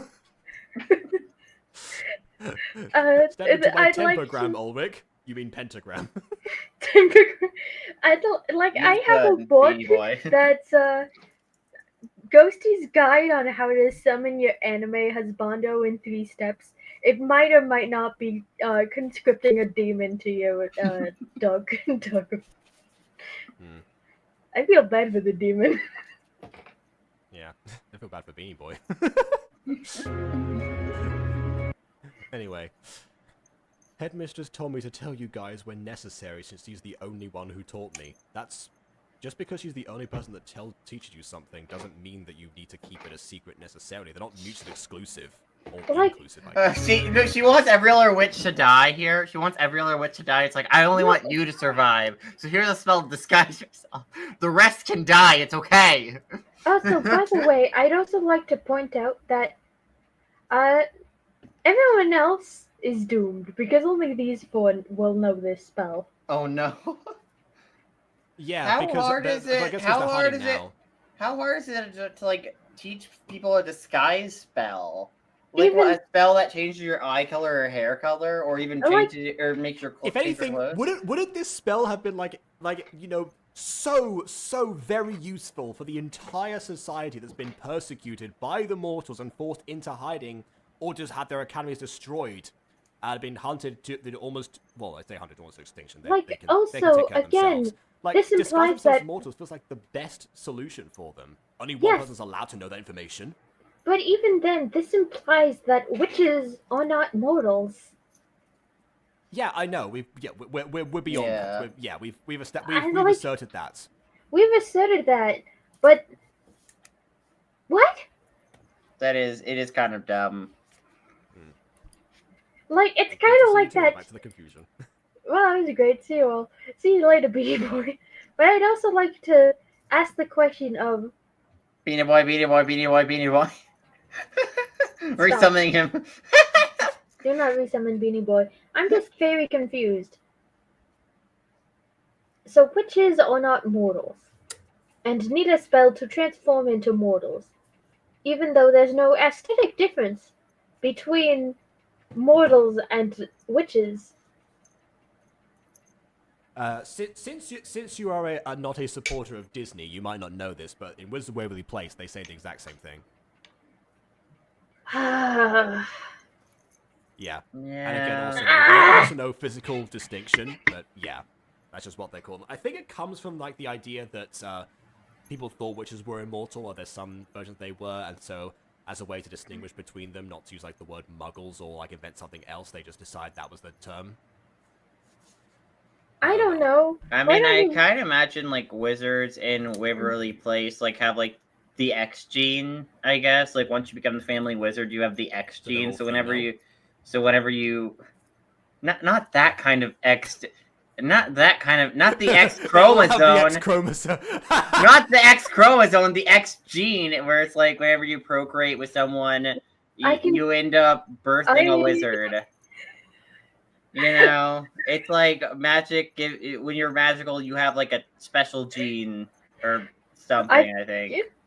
Jacob, I can do magic now. I've grown an extra X chromosome. Oh god. An extra X chromosome, jeez. Extra XXX. I'm Yeah. now triple X. Extra. I'm now the triple X. I am the ultimate being. I am God now. Yeah, no, you've become an extra. Okay. Beanie Boy, Beanie Boy, Beanie Boy, Beanie Boy. Oh my goodness. He's still here, I think. I got to, just in case, have to keep him around. It'll be funny. Why? He's like Beetlejuice. If you say his name 3 times, he appears. I think. Yeah, except you said it more than 3 times.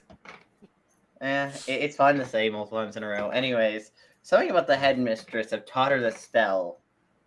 Of course, yeah. Okay, how do we do it? Just repeat after me and keep your mind focused on becoming immortal. Please tell me they're just gonna change This clothes. is a very, yeah. By this body I shall change, hidden from mortals, now's my day. My Okay. molecules must rearrange. In my own form I shall not stay. I don't know. Just trying to make it rhyme. What? Her eyes change colors? If it changes your pupils. Oh, okay. So that's also something that I think they mentioned before. Like Aurora's eyes were different, so that's why she was suspected of being a witch in the first episode. So yeah, okay. I guess that's like one distinct trait of witches.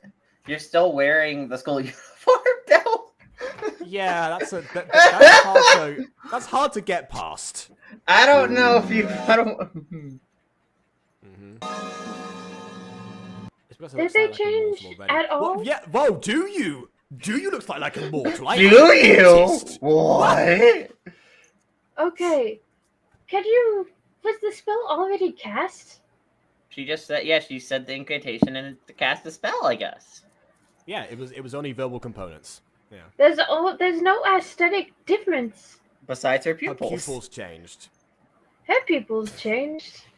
Well, I mean, I guess no one else cast the spell, but you know. Also, No one's invented contact lenses yet, so they haven't Nobody managed to has pull that off. Wow. So instead of doing magic, just put on contact lenses. That would work. Oh my god. Who needs magic when you can just put... Oh my god, that's how they sneak into school. They put on contact lenses. In that case, like... Wait, this pokes a hole into episode 1. There's a magical retinal scan that like allows you to enter the academy. Yeah, okay, what's the whole in episode 1? The whole in episode 1 is that the gods couldn't tell if Aurora was a witch or not. Despite her pupils. Despite her pupils. But now the pupils are a distinct trait of witches and wizards. Yeah, I feel like if you're looking for a witch, I feel like if you're looking for a witch and there's a visual distinction like eye pupils, I feel like you just grab someone's shoulder and just stare in their eyes, be like, "Yep, your pupils are wrong." Stab. Oh, hello, agents. Nothing to see here. Please, welcome to my humble abode. Just close your eyes whenever they look your way. Yeah. You have to take my hand. I'm over here. Oh, sorry, of course. So, in theory, Aurora hiding her magic books would have done nothing for her if she couldn't change her eyes. Yeah. Unless she actually does have contact lenses. What? I'm so confused. We just poked a hole into the plot of episode 1. In, what? Is it the 3rd or 4th episode? We're on the 5th episode. The 5th episode. What? I don't know. We're at the halfway point number-wise. Where's the halfway point? A third. I already slightly look like a mortal already. Oh, yeah, all of the Gacha characters pretty much look like mortals. I mean, it's not it even depends like... on what part of experience needs to be changed. Oh, so there are different things that need to be changed sometimes. So what, if Aurora casts the spell, would her hair not be white? Or is that not a witch trait?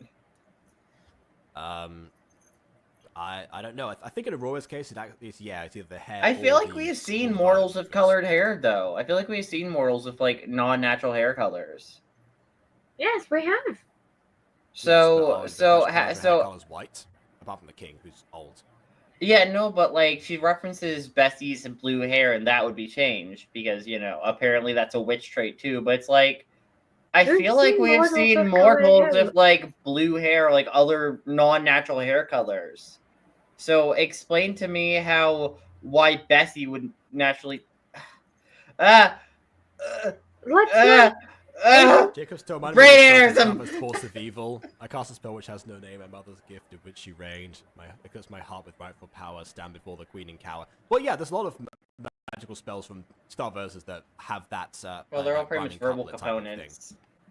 Well, yes, but the verbal ones sometimes it's just a case of you say the name of the spell rather than an actual incantation. It depends.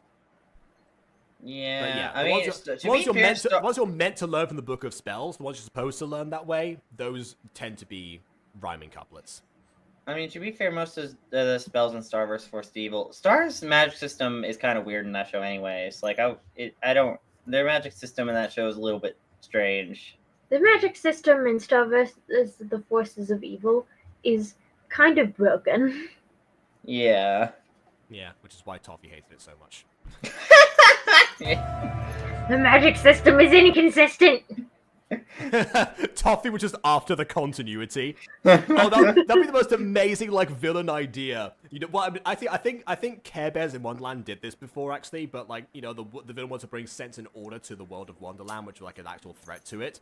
So yeah, in a show like Star Versus, someone trying to bring like order and sensibility to you know the craziness. Well, it's basically Saint O's, but you know much more dramatic. Well, St. O's was more focused on the whole princess thing, you know, like being a proper so it's less stereotypical princess. But yeah. Okay. By this body I shall change. Now's my day. Well, you're not really hidden from mortals, are you? You're really hidden. You're hiding amongst mortals. The spell the grammar is wrong. Surprise, surprise. How does she look less like a mortal with black hair? Because witches with raven hair still, whole thing for. She looks more magical now than she did before. Yeah, hopefully when they change clothes, they will. I kind of actually really like the black hair on her. I kind of like it more than the blue hair, actually. I mean, great, but Right, but that still doesn't. Like, although her pupils are brown, also, which annoys me personally. Yeah, but we're her talking pupils are about. brown. Sorry, the eyes are yellow. My bad. Yeah, okay. Yeah, we're talking about what makes her. She still looks like a witch, though. Yeah. She still looks like she'd be overflowing with magical energy. Once they change clothes, hopefully they will look a bit more distinct. Hopefully they change clothes in general. Okay, let's do it. By the power it shall change hidden mortals just for day. And they barely look different. Yeah, well, Celeste are the same people as Bessie before, but I guess, I guess everyone's pupils change, but some other... So, the pupils, I guess, like the default witch trait. Stuff like hair, for example, could be another, could be just a different, another magical manifestation, like an extra trait on top of the usual one. I feel discriminated. I look like a mortal already. You are being discriminated against. They're trying to kill you. Why? I feel discriminated against. You've been discriminated against. I feel like a guest line that Quadzy wrote. Quickly, I'm gonna say, she could be saying, I feel disgusted that I look like a portal already, instead of discriminated, because if you look discriminated, if you keep discriminated in the sentence, it's not grammatically correct. You can feel discriminated against, but you can't look discriminated that you look like something.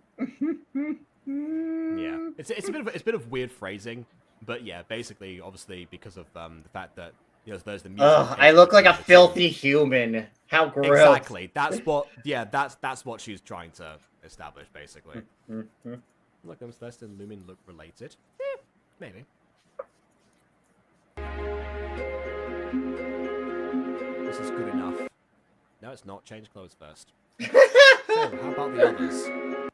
I had to go tell them. Yeah, what a weird... Yeah, almost like telling one witch was a bad idea. What happened if she died? Would they never be able to spell ever again? Oh my god. Would the secret be lost to time? Of course. Also, Yeah, fantastic, thank you.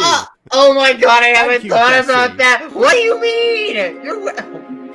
This was her plan as well. Lynn. We should change some of the mortals' clothes. Wait. Couldn't they just use magic to change clothes? Yeah, can't you just like alter your clothes magically? That depends. I know that was a thing that I established in Alpha Witch Academy, but maybe that's not a thing for everyone. Well, I mean, if you look at the uniforms, they have pretty adequate fabric actually. So, hypothetically speaking, if you were to use a spell that can reformat clothing and change its color, you could hypothetically convert the school uniform to whatever clothing you want, since there's like a lot of like... Do you need good fabric in order to do that? I don't know. I mean, there's a lot of fabric to work with magically if you wanted to like alter it. That implies that you can't either expand the fabric or contract it. You know, which also gives me the impression that maybe if you have to use like the exact same amount of fabric every single time, if you happen to like transform into like a shorter person, like you have to like make it like there's like different size to yourself. You just have like a random like extra piece like hanging off the side. It's like, well, I'll tuck that in. Oh, look, it's You the have a foster veil mom. She's been now. brainwashed now. It's great. Only if she told Aurora, hey, they're suspicious of me. You know, now you're brainwashed. Aurora So... already knew the reason she went to the academy was because they were growing suspicious. It was no longer safe for her to stay. Well, yeah, but she knew got already. that. But they came back to her house. So I feel like she should have told them that, because now that she's brainwashed, she can literally be like, okay, here, I'm gonna contact her on the crystal ball. Hey, Aurora, please come back to the house. I found something of interest for you. Fortunately, they don't know about the crystal ball, so Well, her unless- foster mom's brainwashed, so I mean, Yeah, but you know, her foster mom could easily just say it. What I'm saying is, it depends like the amount of control. Sometimes you get like mindless automaton levels of mind control. Other times you get like, you know, taking initiative and, you know, using like your actual knowledge. It depends. I'm pretty sure you use your actual knowledge, because like the witch girl is the way they use to like destroy each academy. That would assume that she doesn't have knowledge of each academy. Like, she should have knowledge of the general witch academy and witch stuff. You know, if she's mindless automaton, she wouldn't have any of her witch knowledge. Although she did tell the king about that stuff before she got brainwashed, so therefore the king just ordered her to retrieve the stuff that she described. Yeah, she didn't describe too much, though. She didn't like go in full detail. I guess you would start to know the way to get there. So I Yeah. suppose, yeah, that would be like background knowledge. So yeah. So the toast done was like a trick like their power, that's why it's a last resort. Well, yes, but then I feel like that would have been mentioned as a risk if if not. you up. Yeah, you up. I obey you to answer my question. I obey you to answer my questions truthfully. You listen. I listen to you to obey my questions truthfully. No, I listen to you, okay? You're the one who asked the questions round here. She's brainwashed. What? Yes, I'm so confused. Beep boop. Yeah. What was that witch's name that you hid from us? Aurora.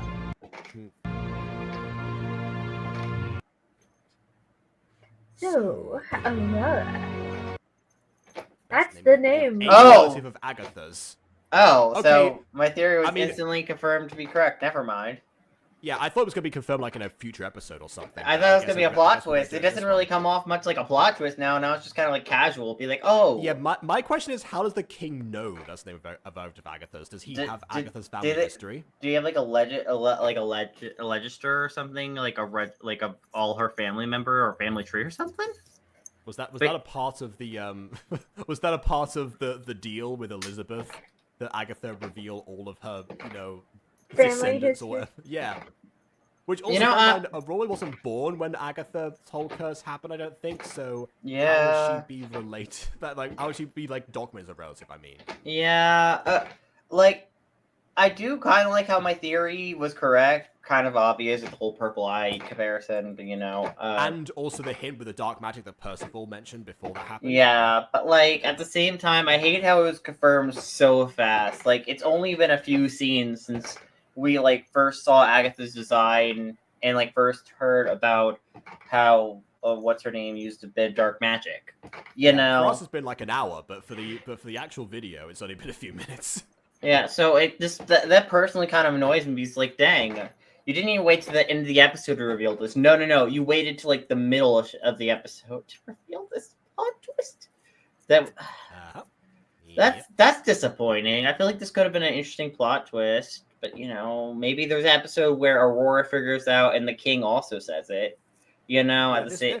This almost comes across as Oreo thought of this idea and then immediately went for it. It's like, oh, wait a minute, what if I made them related? Yeah, sure. But then, and then all the setup and payoff was in this one episode and then it never, and then without like much of the build up for it. Seems to be the Somebody case. shoot me. I mean, I love plot twists like this where there's something that the audience may be able to pick up on, but isn't explicitly said till a bit later. As long as it's not too obvious. But if it's like you're able to somewhat pick up on it and it's said later, I like that. But I hate how it's so easily. Plot twist: King had a fling with a relative of Agatha, and that's why he knows. Imagine if this whole thing is because he's still salty. So wait, if that was Your the case, foster, I never told you what happened to your father. if that was Told the me case, enough. if that was the case, though, that'd also make Aurora like the princess, which then it's like I became the princess or something. Whatever, like witch girl becomes the princess. The hated witch girl becomes the princess. Not a bad Gacha title.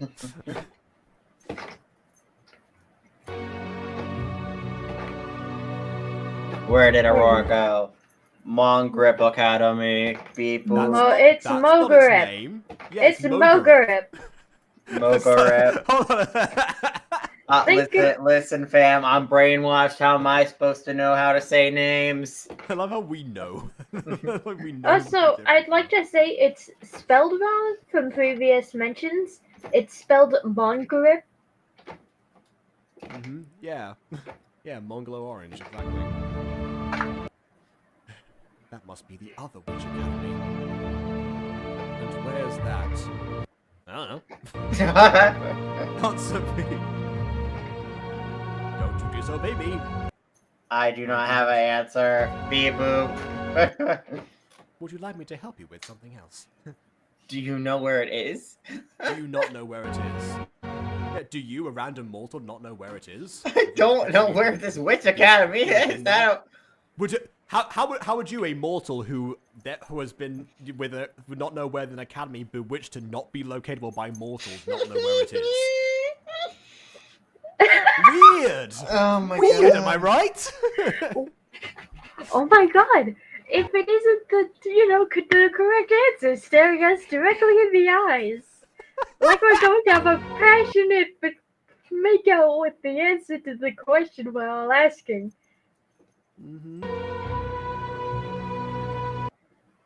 Were you the one who sent her to the academy?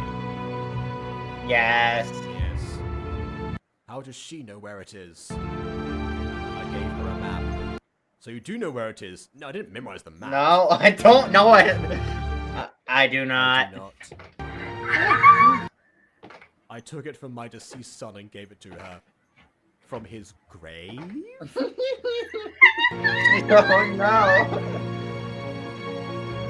That implies he only just retrieved it recently, like she didn't have it in her possession for like until now.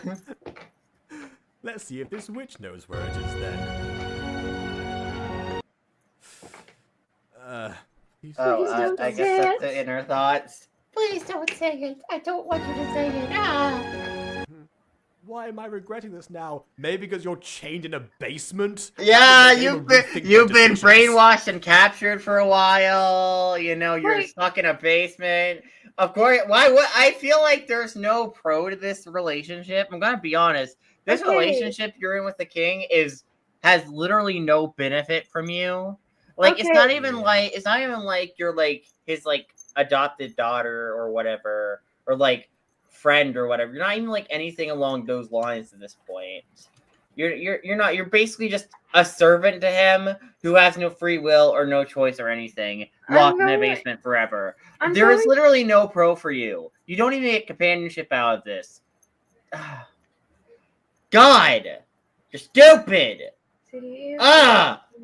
Yeah, I regretted the second that the king called her a pathetic witch, because the reason she betrayed them in the first place was being mistreated by her society. I'm being mistreated. The other society Mistreat is me. also going to mistreat her for being part of the other society. Doesn't feel like a very beneficial relationship. You are stupid. Why would you do this? Okay, her name as dubbed by the there was no brain for her to wash. The name no brain as to wash. dubbed by the fantasy name generator is Gwyneth. Oh, like Ben 10. Gwyneth has made a terrible decision. Wasn't Gwen short for Gwendolyn in Ben 10? Close enough. Yeah, it was Gwendolyn. You I'm calling tell her me where Gwen. Mongurp Academy is. I am unable to do so. That name does not exist.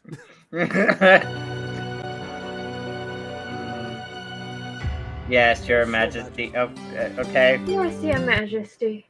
Dang. A sus Yeah. órdenes, princesa. I haven't seen the Princess Fragrance I episode in shall English, take I'm not gonna over say English. Gwyneth's speaking lines because she's going to be relevant to the plot soon. Okay. She doesn't have a name currently besides You the one we will gave her. know her voice soon. Oh my god. What class do you have next? Wow, deja vu with this conversation. Expedition class. Wait, Yeah, do we you have that too, travel it's outside of called school? Cruising on down Main Street. Something, feeling good. The Mount Empress. The Mount Empress. That was what her name was. I knew it was an Empress in the title.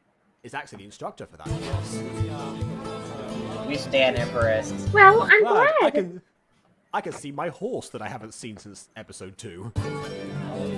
Yep, she goes on easy. She goes on easy with everyone. What does that mean? She goes on Anyway. easy. I guess that like she's a very easy teacher on the students. I guess. I don't Anyway. know. That sounds kind of Also, weird. Just a heads up, you mostly will learn how to balance on a broom. Then why isn't it called flying lessons? I feel like it'd be more interesting if they're taming magical creatures like dragons or something, like learning how to treat dragons or like What do you unicorns what do you or mean something. by balance? Describe this balance concept. for What me. do you mean by Well, you see, if balance? you watch Avatar: The Last Airbender, we get into this concept a lot called balance. Define air. What is this air you speak of? Well, you see that thing you're breathing right now? That's air. Oh yeah. So what about bending? Well, you see, Oh, like my thumbs. yes, like your thumbs, exactly. Except you're bending the air and you can suffocate people, like the queen of Ba Sing Se. Yeah. What? Well, she was the one doing the suffocating. She's the one who suffocated. But What do you mean by balance? yeah, we stand on our brooms while on expedition. I feel like that would get really painful. I'm gonna be honest. Like instead of we're sitting on a broom, you're standing on it. I feel like that would suck. Actually, Aiden, I'm not so sure about that because if you think about it, you know, imagine like when you're riding a bike, is it more painful to sit on the seat you have, or occasionally stand up to, you know, relax? All they your, do is stand, though. You regions? act like they stand and sit. No, they just stand. Yeah. I feel like I get annoying fast. Just gonna stand there and fly my broom. But that's alright as long as I don't fall to my doom.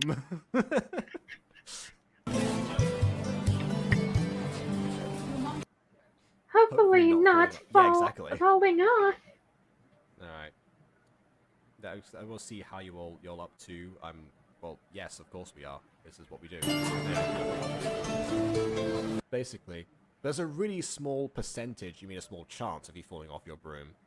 Yeah, very small chance that you balancing on a piece of wood on a stick would result in you falling. Very small chance, you know. Very small. Witches are known for their balance. You see one difference between witches and mortals is their thighs are much more pronounced, so they can level their center of gravity on a broom. Then I must be a witch. Squat for hours. Good news, I must good be a witch news. as well. Good news, guys. We're witches and wizards. Having As a reason I was large wear thighs sweatpants. is Jeans a are terrible for me. Jacob, the magic is stored in the thighs. Oh my god. We know where it comes Where does from magic now. come from? The heart? No, the thighs, idiots. And where does dark magic come from? Well, isn't it obvious? It comes The thighs From that the don't arms, lie. Yes, from the biceps, I don't know. The thighs that don't lie. The biceps that don't try. Yeah. As long as no one else where moon magic comes from. There's a really Anyway. small percentage of it falling off. Oh my god, that's why witches love the moon. Anyway, which brooms are easily controlled by us, and if you do fall, it'll catch you. So wait, are they That sentient? feels like it's painful. Are the brooms sentient? It seems Oh, thank so. goodness! I was starting to get nervous there. No, I feel like that why wouldn't- can't you just sit on your brooms? That seems like a more. Okay, I'm not gonna ask questions. Not my magic. Not my magic system. Not my beast. Not my bees.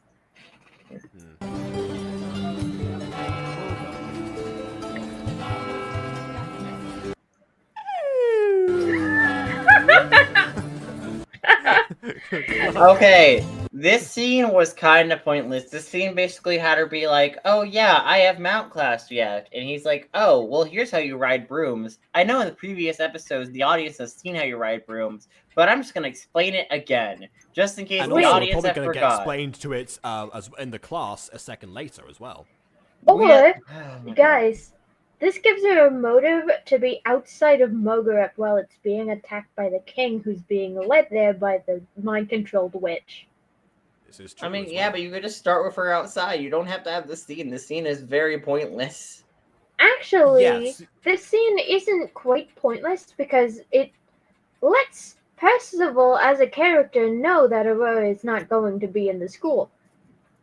Okay. So let's just say that if Percival somehow escapes what's about to happen, which was it? Child genocide. Thank you, King. Now I have to think about that. Yes, King. Hi, King. Yes, King, slay. Literally, slay all of us with your sword. Hi, King. If people haven't seen the last episode of Quest the Breathing Moon, please check that out. The funniest thing that like Aiden has ever said. Listen, okay, I didn't know how to respond because I was talking to Forbidden Child in the library, okay? Forbidden Yeah. child. Of all the options of how to respond, I'm not sure why High King was on the list. I freaked out. I was like, how do I not get executed? Hi, King. I want to know Yes, when we King, pitched, slay. I want to know when we pitched Doc as a character, he was meant to be like either the mentor / occasional leader of the group. Probably also the one who was like be the most sensible given his medical background and such. That quickly went out the window. The more of Aiden started to seep through the character. It's great. you Yeah, know? because Aiden is a tiny child, also very autism. Exactly. And his autism just seeps into everything he touches. Okay, yeah, but he's also an actor. So anyway. It's my natural state. It's Aiden's natural state is autism. Mm-hmm.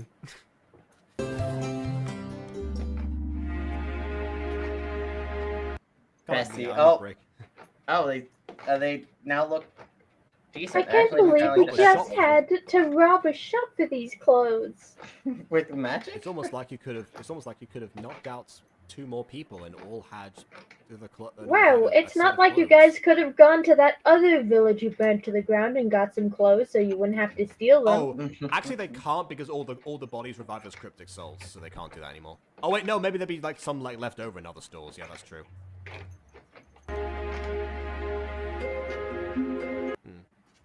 Be thankful that you were able to use your sleeping spell for a purpose. Okay, so they do use sleeping spell on the store class probably, but yeah. Well, yeah, but now they're gonna be suspicious of people. We're like, hey, some people stole some of our clothes. Forbidden child sounds so wrong to forbidden fruits. Forbidden child to me sounds like an illegitimate conception.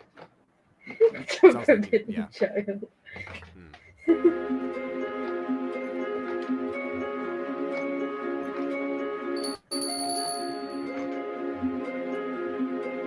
Oh god, you're walking in with your witch class. Oh. Well, yeah, because she's got to rob the store. That was the flashback to that. This doesn't seem like to be like much of a. I guess we have a few bits of. textiles, but- There's some bread. She Yeah, don't wear there's more- bread. Yeah. Maybe she's got. That's how you do it. You convert bread into clothes. Bread That's how the spell clothing. works. I'd wear bread Yeah, so it's like- clothing. Wow, the spell to turn bread into clothes actually did make sense. Professor McGonagall was right. We did learn some useful transfiguration. Bread into clothing.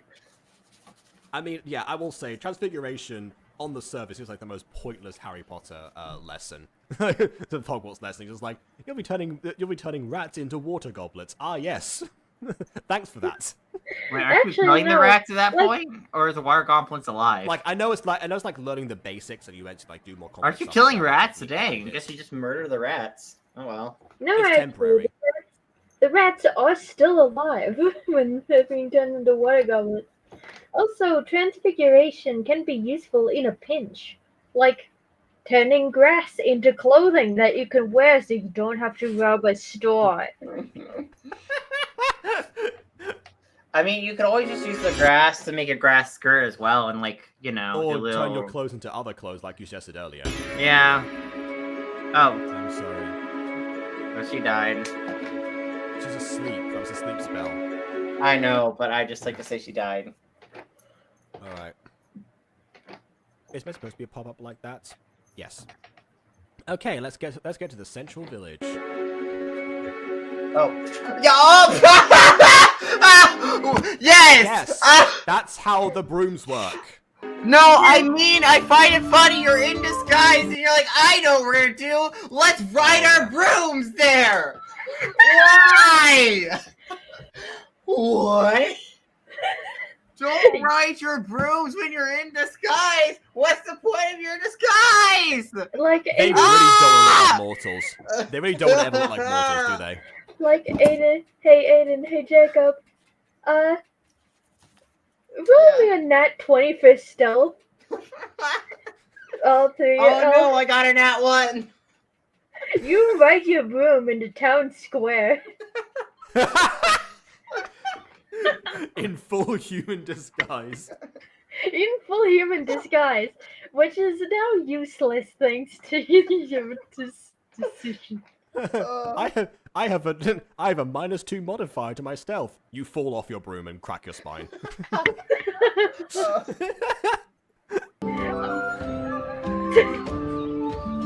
Okay, now they're they're walking. Okay. Why couldn't they have walked before? Why would they? I think because they need to. I think because they need to get like to the next village. That was, I guess, it's like Yeah, the Royal but I Palace mean, village a now. bunch of witches So they had to fly flying in over the to sky. the village and left their brooms outside, and now they're gonna blend in. I don't know. I feel like women- that's still not very smart, but okay. Oh, it isn't. By the way, Lynn is gone. I don't know why Lynn was not on this plan. But she so was she was go- telling everyone else. Yeah. Also, Lumen has just raised her their god level to 5.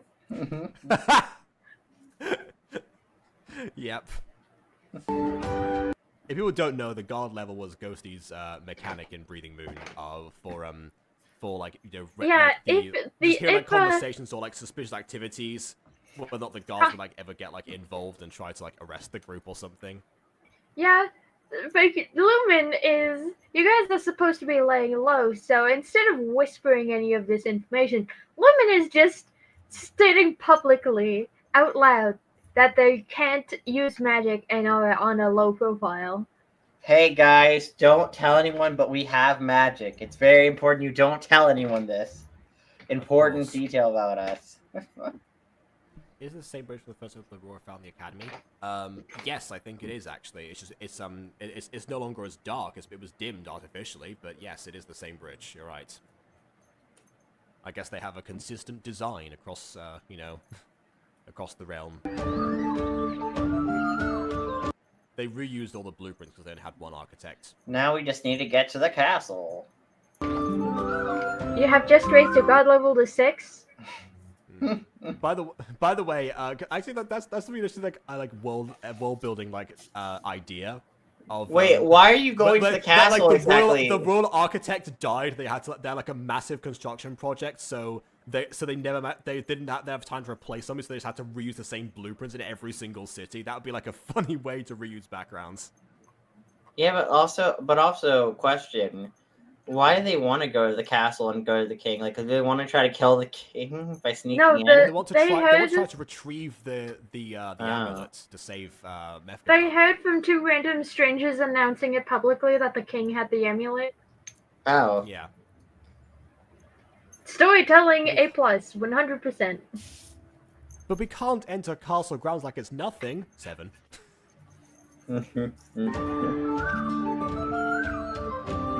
as intruders.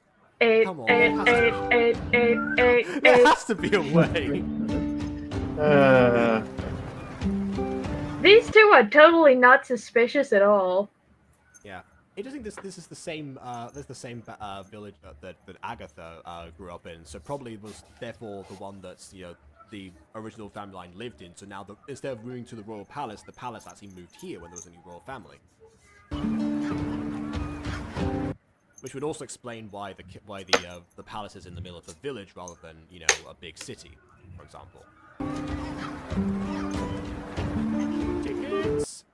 Come here to get your tickets to celebrate His Majesty's success. Victory party. I see. Hold on. Come get your tickets. Hurry before it's too late. Excuse me, what is the ticket for exactly? His Majesty's success. I just said that. To celebrate the king finding of the last Witch Academy standing. Oh What? no! Not of the last Witch Academy standing! We'd better go! Don't be suspicious. Suspicious. Don't be suspicious. We will finally be able to take them down! No way. I'm just saying, no one in the story is helping their case of why they.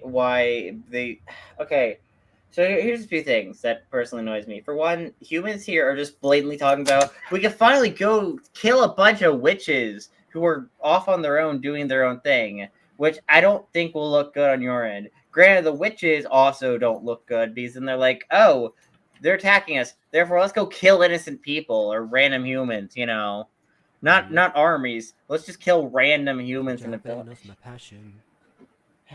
You both deserve to destroy each other, okay? God. Finding of the last Witch Academy standing. Will this affect the entire world? Will this be held at the castle?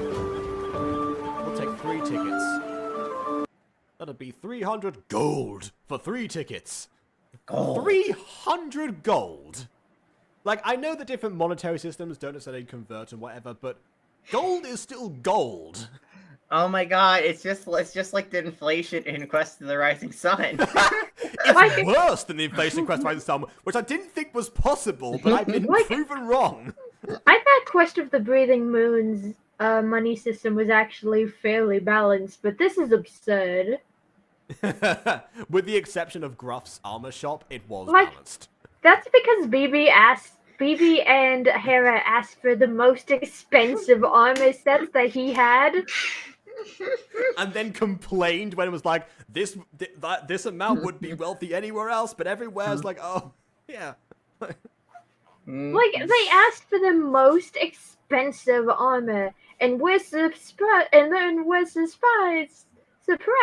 when they got a really high cash money number. Wow! If they asked for basic, like, hey, heavy duty armor, it would have costed them like a couple of silver pieces, maybe. Wow. Great. Maybe a couple of electrum pieces. Yeah, probably. Yeah. But they asked for like the most high class tolerance. So Graf did the thing of like, hey, you want premium stuff, you pay premium prices. That's how it works. Of That's how course. monetary does. Yep.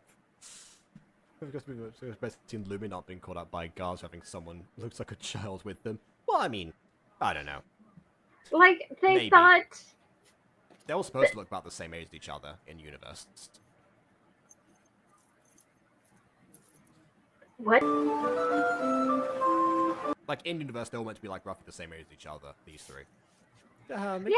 Excuse me for a second. Hey, have you guys brought any gold? You didn't bring any gold. Why don't you, like, reach into your pockets, do some magic, and bring some gold here? You are witches interesting and question. wizards. But I mean, you're in It's an public interesting question as too. to whether or not they'd be able to, I assume that like the specific like print or something on like the gold. Wait, what if they Not maybe if the- there's like a subtle place. spell they could cast, like a subtle love spell or something that looks subtle enough where no one will notice? Maybe they'll be like, "Oh, you don't need to charge us for tickets, now, don't you, darling?" Which, by the way, I Yeah, will say like- didn't work on Gruff. Yeah, instead, like, Jacob, you want to hear something really funny about that? Well, BB was Well, Barb, yeah. Bob was trying to seduce Gruff. I, in real life, was doing a series of charisma checks, and Gruff failed all of them. Of course. He got a natural 1 3 times. And yet, well, I mean, considering that Barb was partially flirting to get to get Gruff off Hera's back in their mind, you know, but I guess ultimately it was not too much of a bad thing. But that does explain the pretty lady thing from multiple. Anyway. None of us brought gold to a city. We're idiots. Right, good idea. So I can pay for it, but I left my bag somewhere. Here's an epic quest to retrieve my money. May you come with me to get it? I'll then pay you from there. This is not suspicious at all. Hey man, I mean, I left my bag over here. Let's go to this dark alley alone together. Doesn't he have to sell more tickets? I would say just retrieve your bag and come back here. Yeah. This would be She's a very lying high. to the This would be a very guy. high persuasion check. This would The be very high guard, persuasion check as well. the guard level goes up to 9. You love Gruff, bro. Yeah, for some reason, Gruffbro was the most tolerable thing to come out of it for me. Gruffbro was great. Everything that came afterwards is what sucked. I don't know. I kind of felt like Barbara was treating him more like an NPC than an actual character, being like, "You're just an NPC. I'm a player. Yeah, We are like, not the same." well, on the date, nobody asked Gruff any questions about his history. It was only the player characters talking to each other, which is, you know, kind of a shame because I had a lot of backstory stuff written down, especially for Gruff. I was hoping that Barb would ask something, but yeah, because Nathaniel was so nervous that yeah, he was trying to like focus on Hera. I was considering whether or not he would actually have like the typical like so any hobbies, like just looking at his hand. I was considering doing that trope. But yeah, he was otherwise preoccupied. But to tell everybody here in this stream Gruff's backstory, he was raised by human parents and inherited the shop from human parents. Yeah, well, we knew that before. That was the one bit of information we already knew. Gruff actually has quite a bit of standard education, went through schooling, and actually knows how to run his business. It's just his tusks are so long that they get in the way of him speaking proper sentences. Fair enough. And also, you know, he still retains his third-person speech. I guess that was never corrected at the school itself. Yeah, that was never corrected in school itself. That's because he was homeschooled by his parents. Oh, and they just never bothered with that. They Okay, never fair enough. bothered. Okay. Fair enough. But yeah, we did compare Gruff to Professor Crackknuckle in certain ways, who was originally an orc before changing to being a troll because I had access to homebrew stuff. But yeah. Valid. Anything for a customer. You're going to regret saying that here in a minute. Yeah. Ah, yes, I'll leave this bridge. Have you found your bag yet? No, but I just bagged a doofus. Also, I'd like to say her clothes are semi-transparent. Oh yeah. Is he trying to still fade in or no? Never mind. I'm sorry, is this a joke you're playing on me or?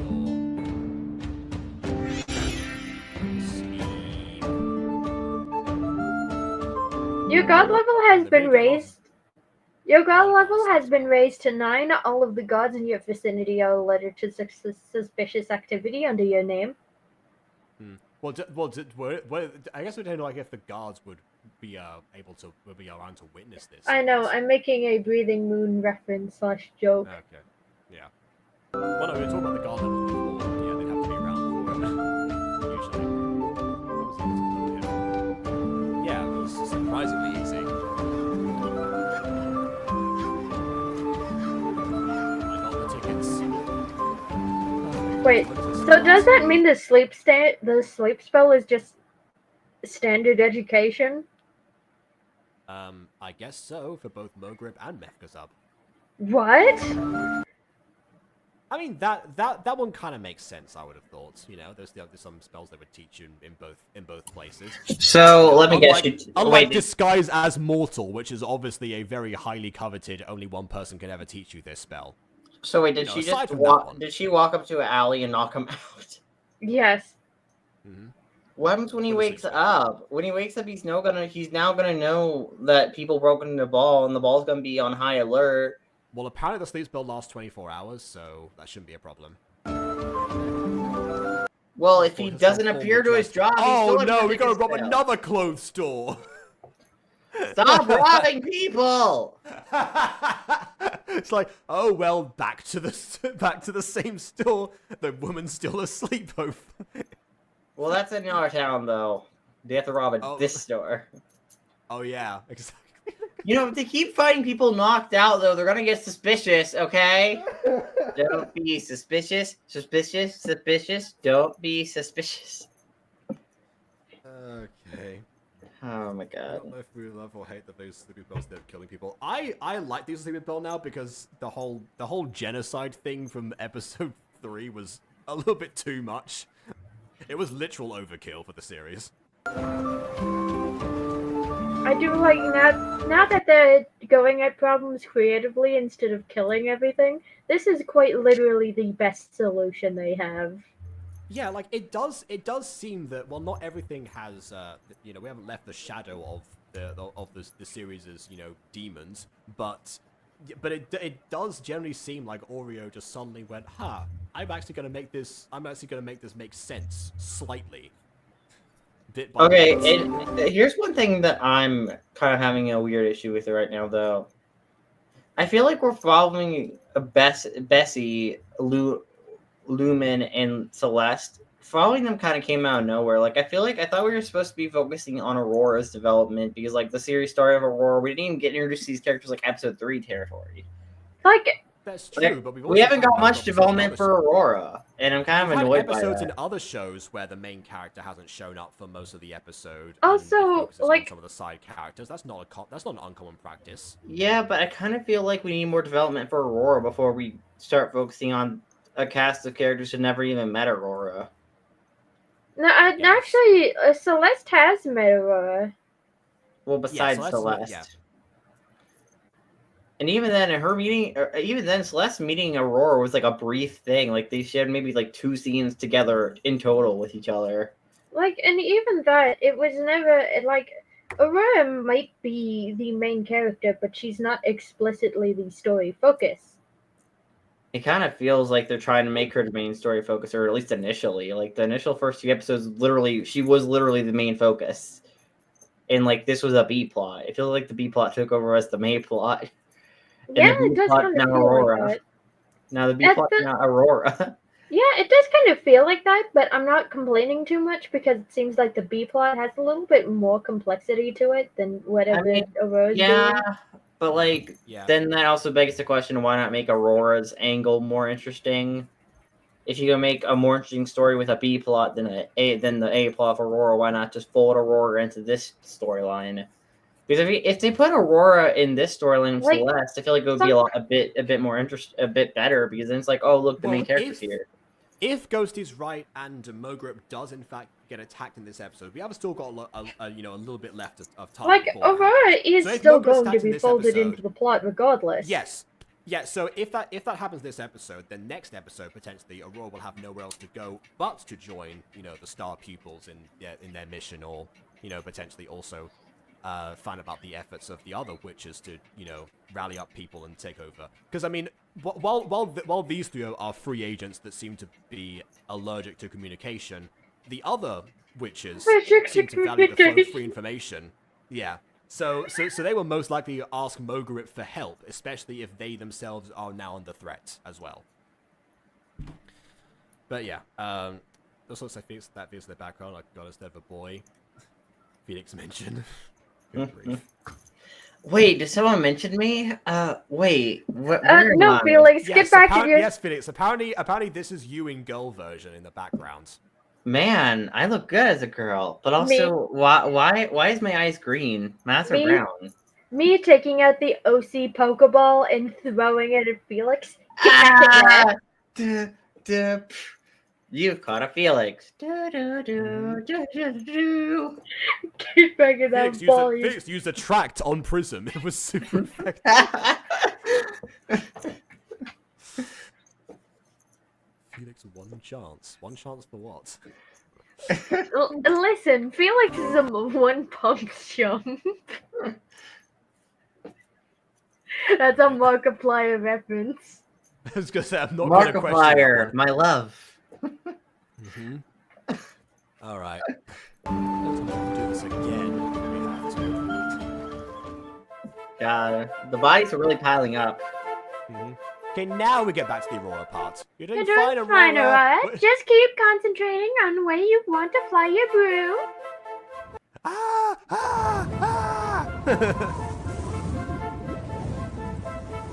Okay, you know what? She's able to stop. That's good as well. Also, she's not aligned with her broom, which is clear indication that she's going to fall.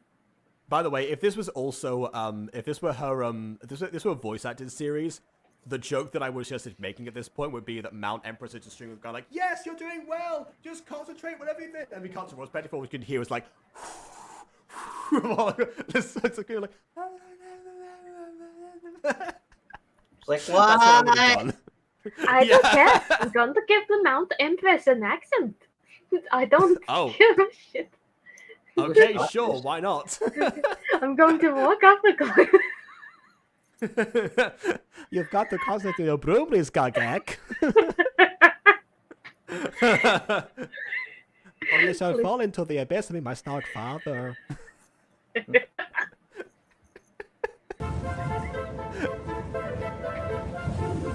Oh, and now she gotta hang out immediately. Not immediately, but like really quick. Yeah, fast learner. You know what isn't Aurora good at? What isn't Aurora good at? You know, where does Aurora's skills stop? She's not good at processing basic history lessons. Other than that, she has aced every single subject so far. That's kind Not really. We've seen that she's or pretty... Estella, actually. Not really. We've seen that she's pretty mediocre at spellcasting. Well, I mean, not according to last episode where the teacher commented her random beam because it seemed like because it was hard to believe it was her first day. Good job today. Don't bother having a walk into the frame. Just fade down, fade up to when she's already back there. Okay. Also, by the way, I thought this was a class. Where's the rest of the class? In the air, I think. If a student falls out of the sky behind them, that's literally going to make my day. Just remember to not let yourself kneel on the broom at all the time when you're scared. You've got to keep the squat so that your magical thighs can guide you in the direction of the air.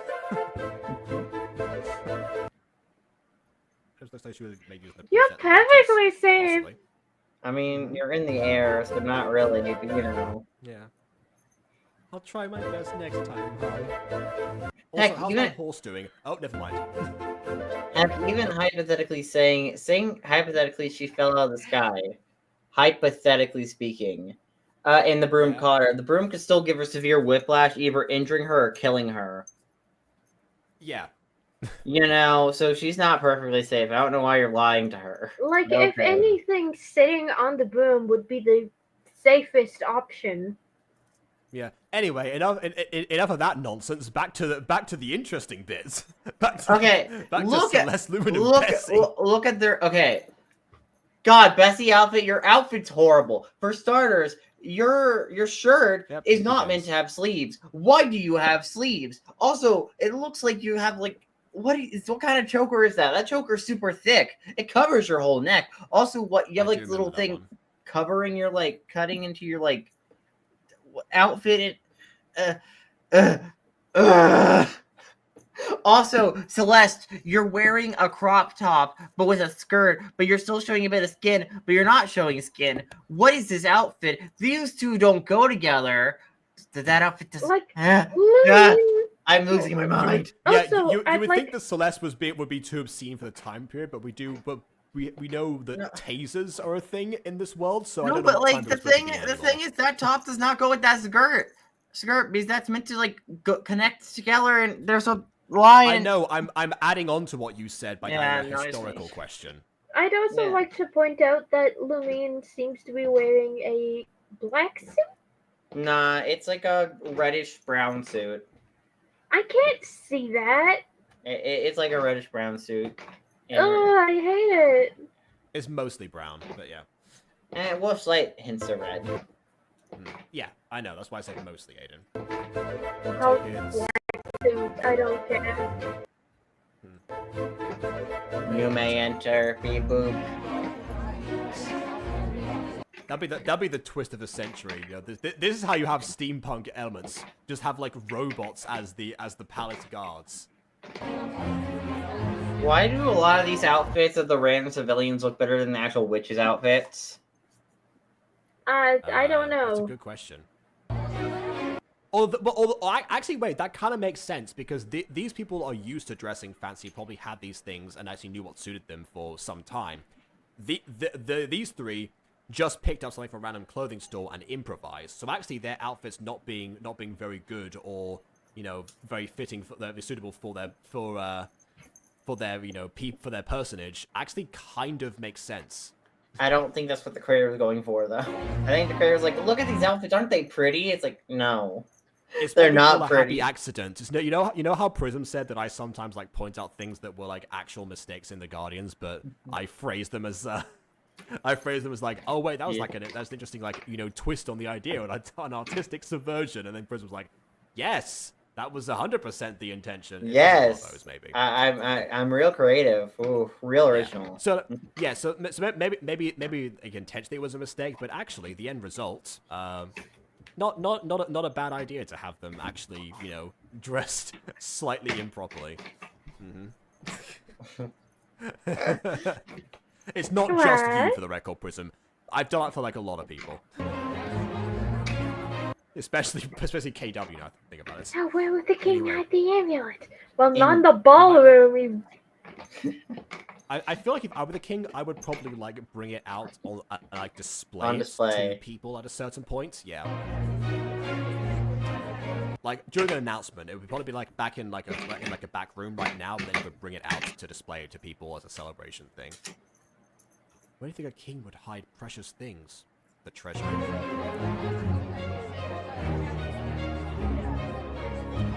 A secret room, that's for sure. Exactly. I do like the way that the whispers are characterized by the light grey and the asterisk. Is everything I going love fine how so she's far? still called foster mom. She don't need no name. She's just foster mom. That's all you are to her. To all you are to her. Yeah. Like, what are your parents' names? Mum and Dad, obviously. Yes, ma'am. They're from It's Mephgazub a and Mephgazub Mongarip. and Mogarip. Wait, how do you know? How do you know they're in disguise? They look just like mortals. Amazing. But I figured out immediately, and I'm brainwashed, so they're clearly not well disguised, but amazing. How can the mom tell? How can she... Also, she figured it out. Why can't she? She'll just go up to the king and be like, "Hey, hey, those people over there. Yeah, they're witches. I hope you know that." Only if she's asked to. But are they back here to take back their outfits? Also, the mom now has a name, as dubbed by Fantasy Name Generator. Vivian. Vivian Ah, That's a Winter. good one. Oh, I do Oh, like okay. that. Excuse me, may you tell me where the men's washroom is? Enter straight down this hall and take the left. I believe in you guys. Don't worry, Vivian, you'll be safe soon. Milf you. Oh, Vivian's a MILF now. Okay. Nice. That's Vivian, you no, have been promoted. You are now one of my elite employees. yeah, forget the Agatha relation thing. This is the plot twist of the episode right now. That foster mom now has a name to the fantasy name generator, and I just No, so the happen fact to that- really like the No, name. the fact that you the fact that you called her anyway. A MILF. Yeah.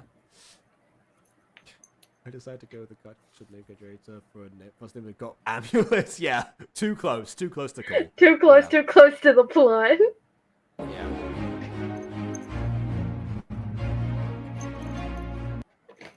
I think we need to go safe Don't ways. split up. If Oh these- god. Really? If 'Cause these you three get thought the captured- men's washroom. Okay, place your bets.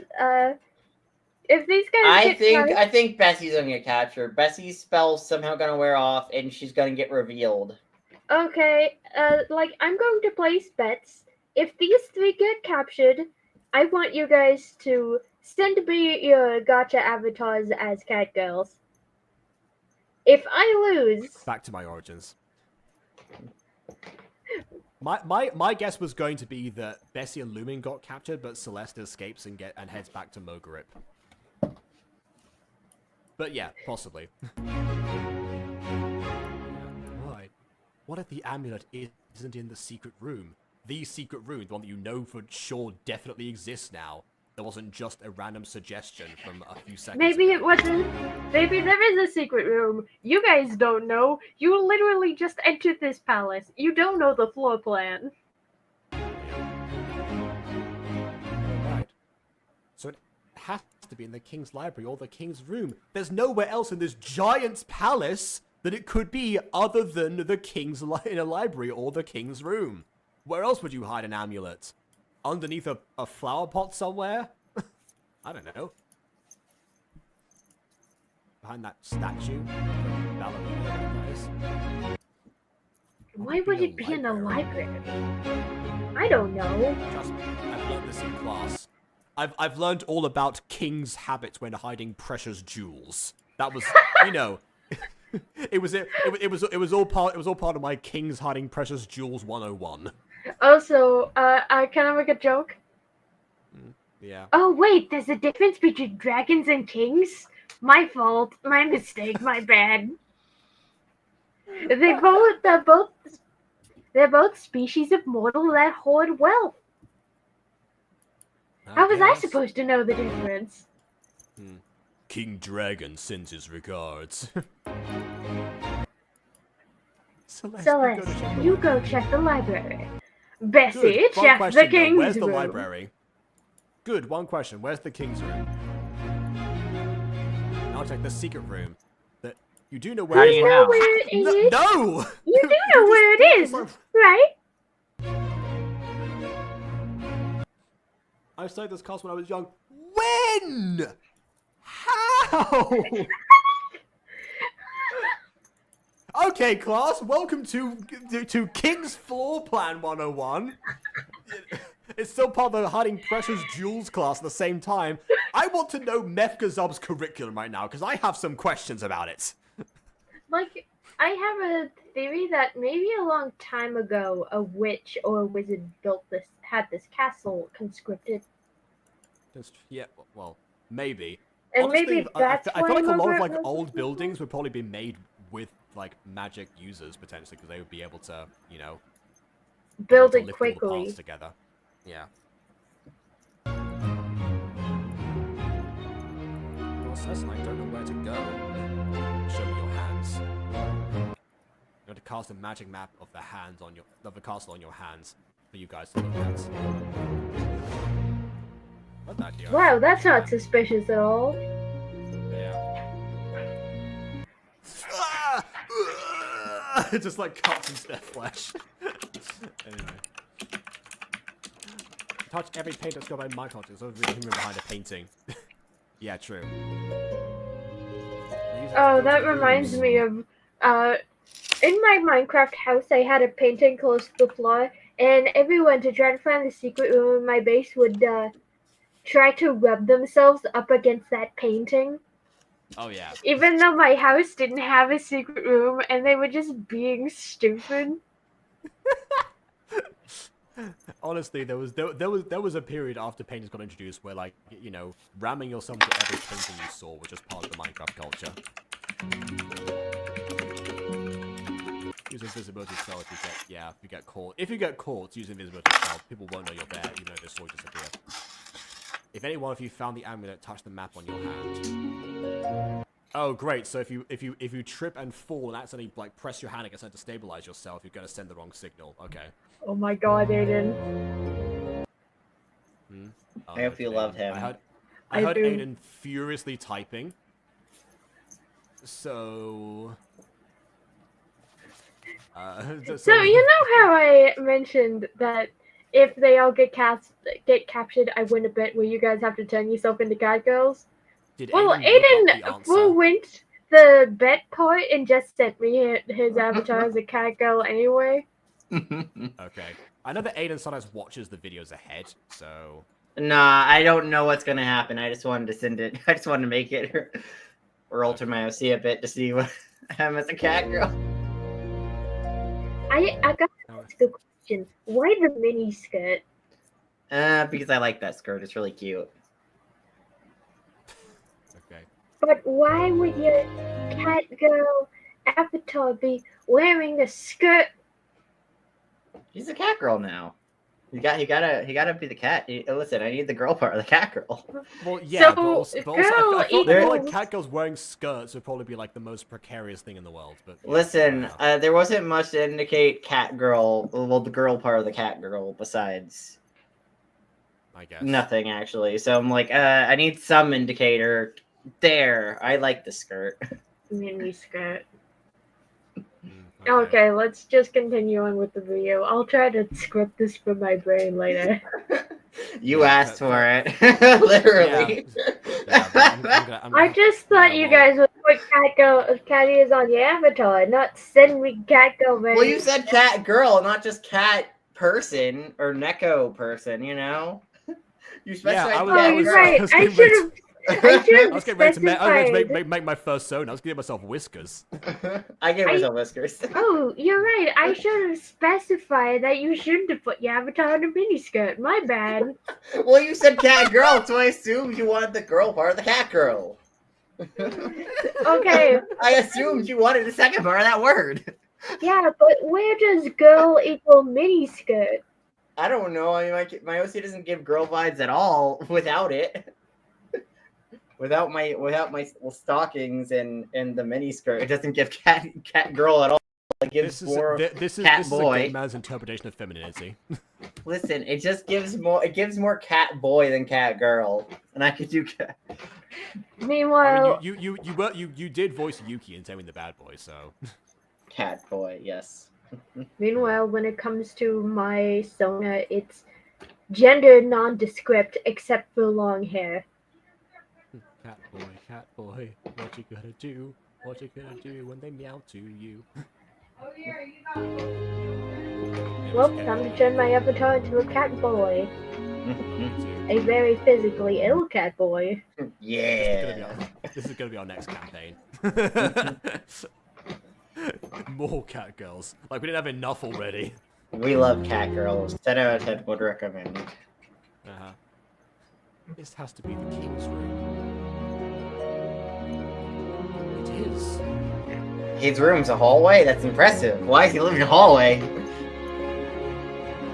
Well, I mean, if you think about it, most rooms are, you know, behind hallways.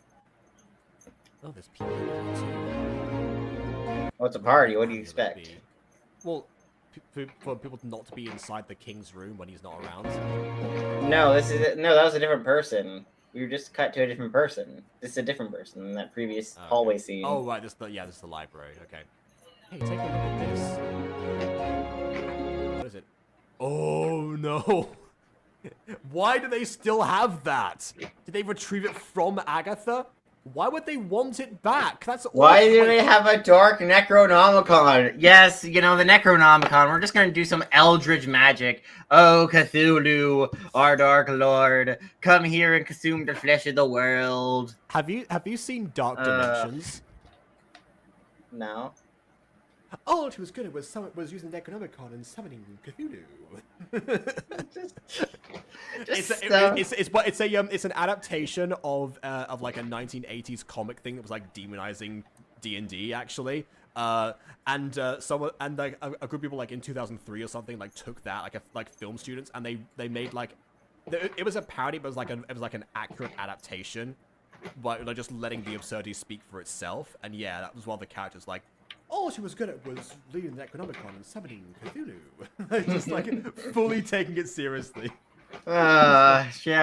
Cthulhu, please put your tentacles on the world and consume the earth as we all worship your godly power. Yeah, I know one too, yeah. I know a specific character who would really enjoy that. Uh-huh. And then regret it immediately afterwards. Oh no, Justin has no regrets. I was thinking of Anya, but yeah, okay. Justin would regret nothing. It's like, yes. These witches, you should have Cthulhu daddy. Okay, yeah, alright. Okay, but honestly, like, this is what we're going to like towards like the bad alternative. So early in the review, I think Aiden, you might have been like away for this. I said that there was like two ways that the reveal of the Agatha's connection to the royal family could go. One of which is the king was completely unaware about it, and you know because that would make him reevaluate his hatred for Agatha and for witches, knowing that he actually owes his entire success and existence to them, ultimately speaking.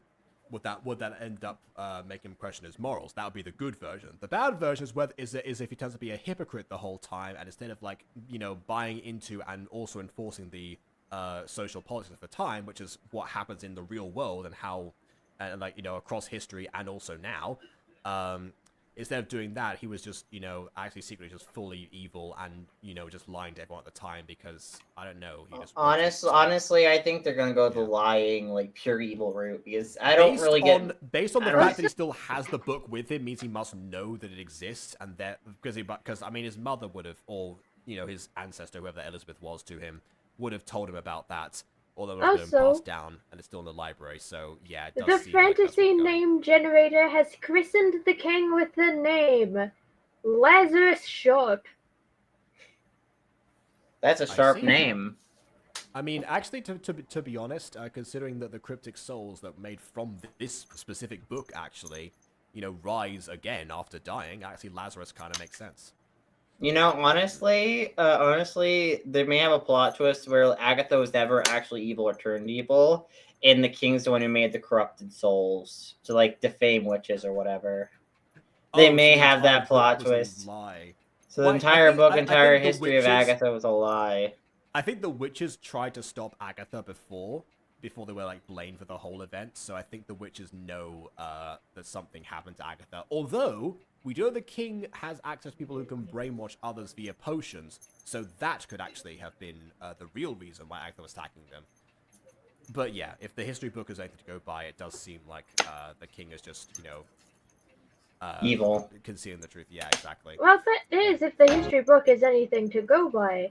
Like as you said earlier, it might be subject to an unreliable narrator. Yeah, I'm saying big if, and if it is, that honestly would be really impressed by that because we so rarely get unreliable narrators in Gacha. Because honestly, especially back in the day, well, most of the time with anything, yeah. Most of the time in Gacha, where things are inconsistent, it's not because of unreliable narrators, because of the creator changing their mind mid-writing, be like, oh no, I'm not gonna do that now. Yeah, that's partly why it's so rare. The other reason is because again, people relied on narrators also like convey the actual information to people rather than you know, deceiving them. It says here that there could be, oh, I was trying to pause and didn't manage to do so. One of Agatha's relatives could be alive to this day. Oh, so I guess maybe this isn't the same book. Maybe I jumped to conclusions because because Agatha would not have put like her family history into this book before using it. So it might be a different book.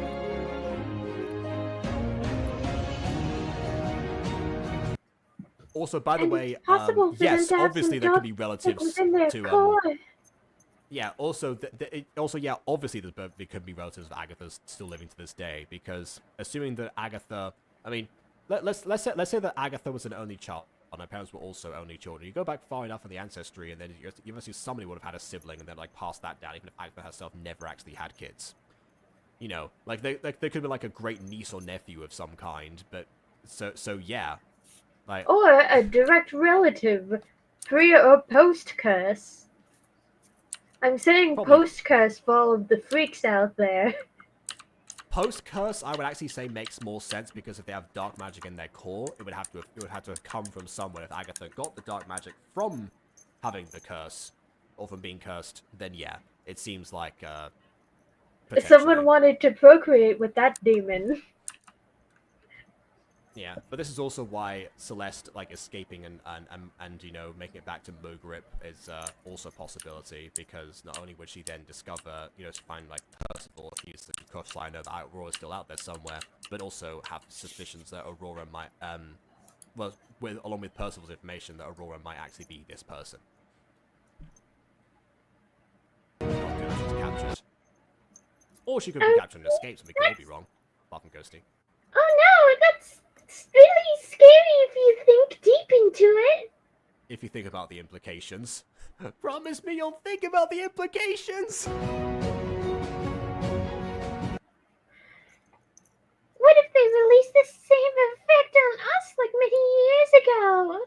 They wouldn't need to. There's still cryptic souls to this day. There's no point. Don't scare me like that. Oh, that face when she said it. Let's just go back to the ballroom and get something to eat. I don't want to think about that all the time. Yeah, you're right.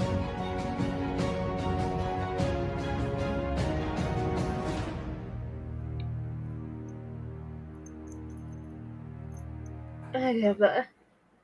There There has has to to be names of be Agatha's relatives. names of Agatha's relatives. Is the book Why? called Agatha? Is this the It was book of Agatha all along. Maybe in the Maybe in the glossary? glossary? Aurora? Oh no, that has to be another Aurora, not... Well, look at the date of birth. You can probably work it out from there. Unless all the names are just like randomly listed alphabetically. Even yeah, then, all these people. how would they know Agatha had a child? Yeah, when was this book written? Well, like, I'd like to... This makes no and, sense. like, it's- Agatha was like Agatha was around 1,000 years ago. How old's Aurora?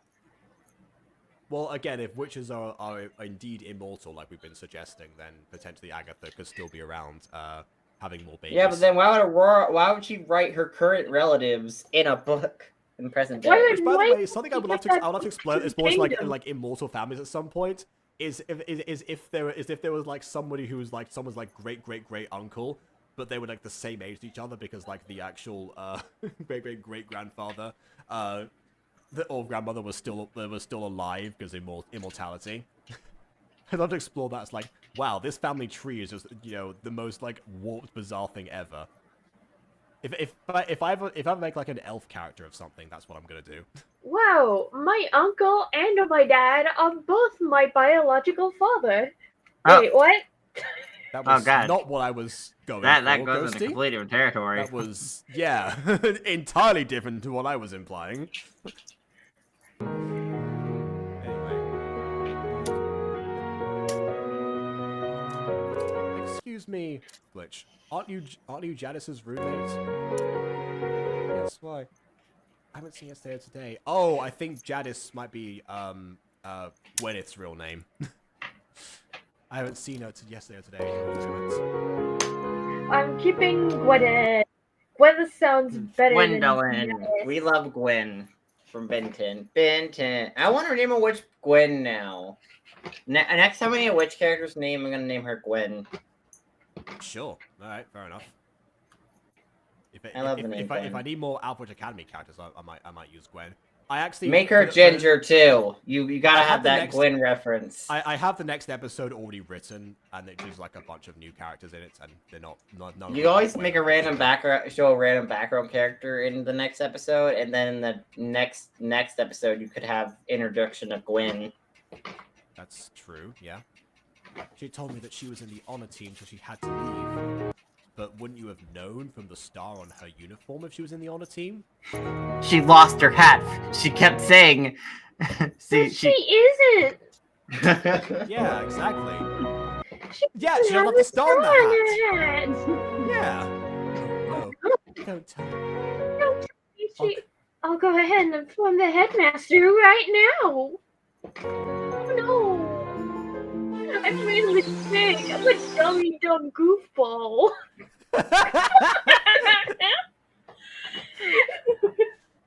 Okay. Like, I love insulting these characters because they make no sense some of the time.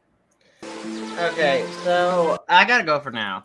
But because I'm pretty sure we're done an episode here. So before I go, we've got like a minute left.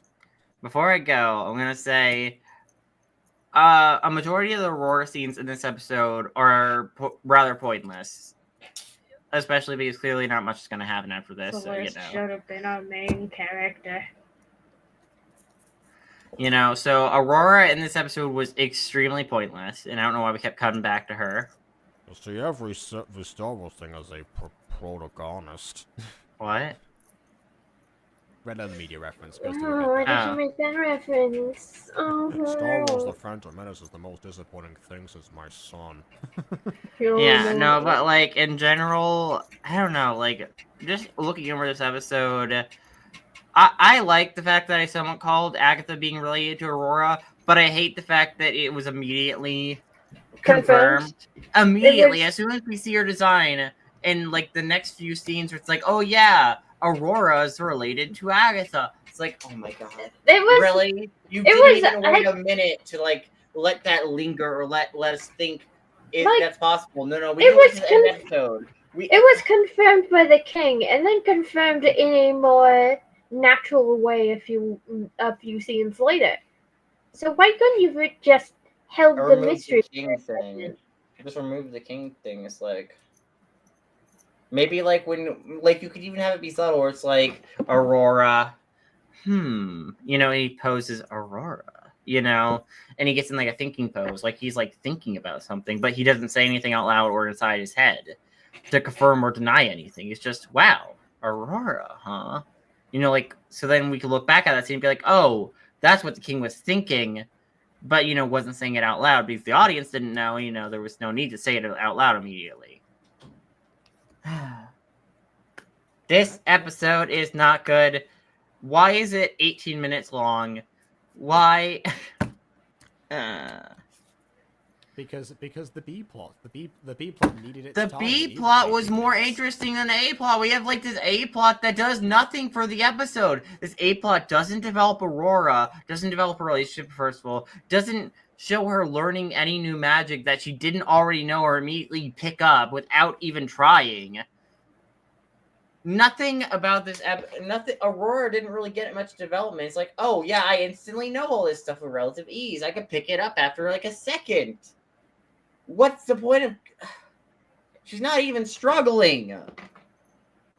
I mean, not that I don't think a prodigy main character can't work, but it doesn't work that she's a prodigy of everything here.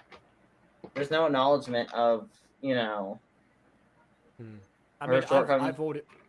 I mean, I've already said that I definitely prefer when like seeing the characters like who struggle at something, even if it's just at first, and then overcome that rather than being The perfect closest everything. thing Obviously- the closest time she struggled at first, but then got the hang of it was the broom. That's the closest and then- time we got and also to the it. history, yeah. There's also, for the record, the reason that I never got like attached to Estella in Cherub's Tale. Same problem.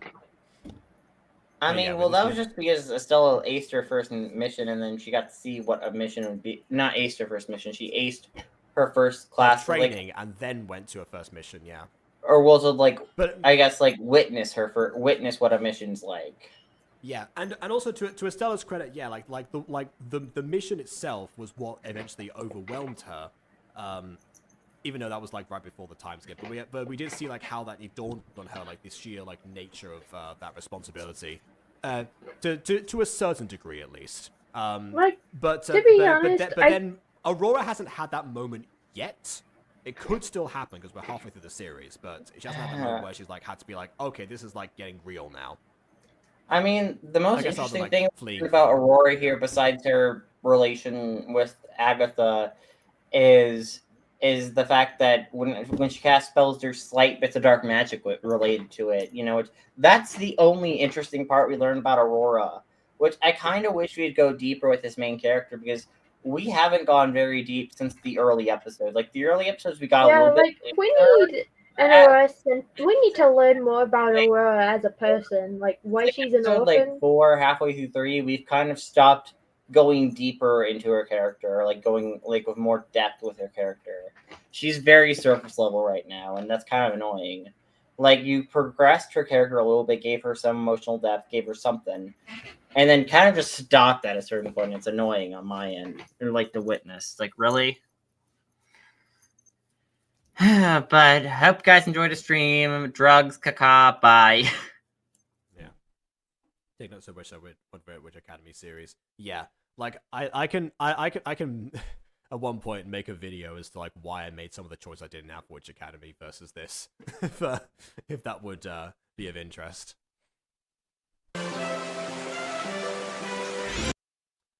One shall have knowledge.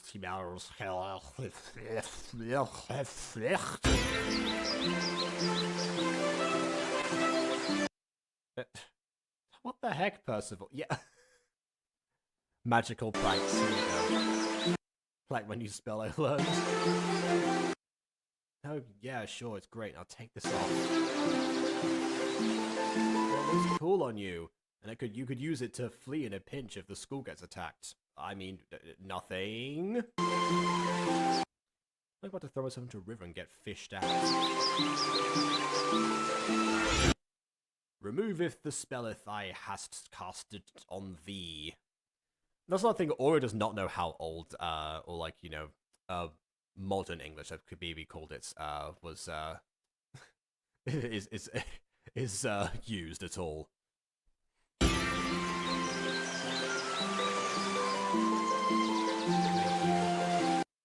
Were you meditating or something?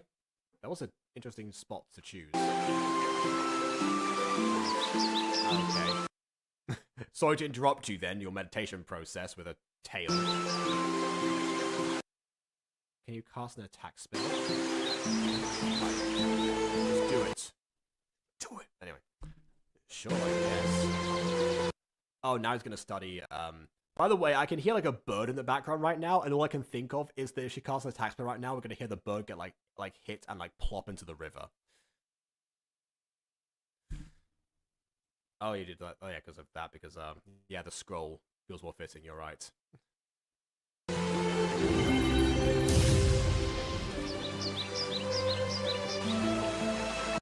Okay, the bird's still alive. Fair enough. Missed opportunity. I can totally sense dark magic around him when she uses attack spells.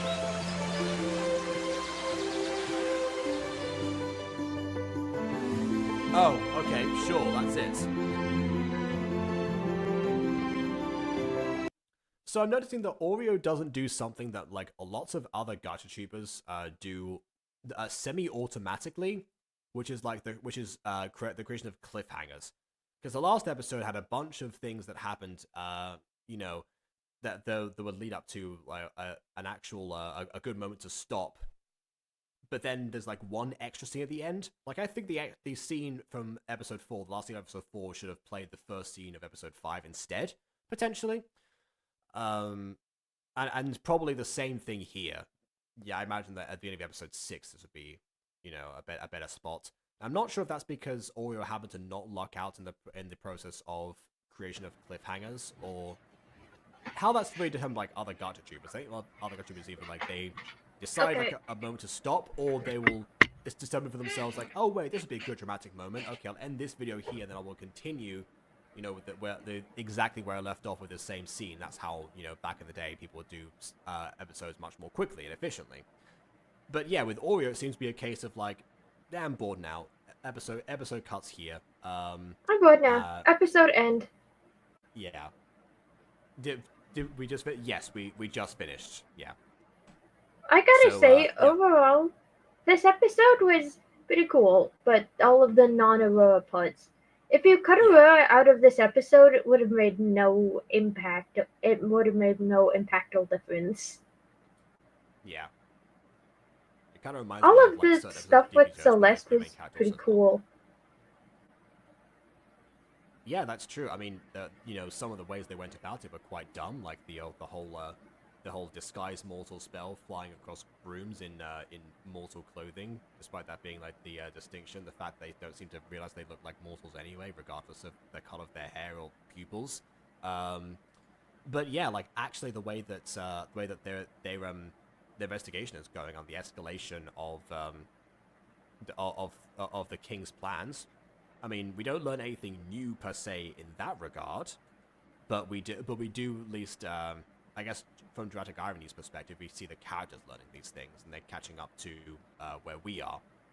Minus the whole Agatha reveal thing, which of course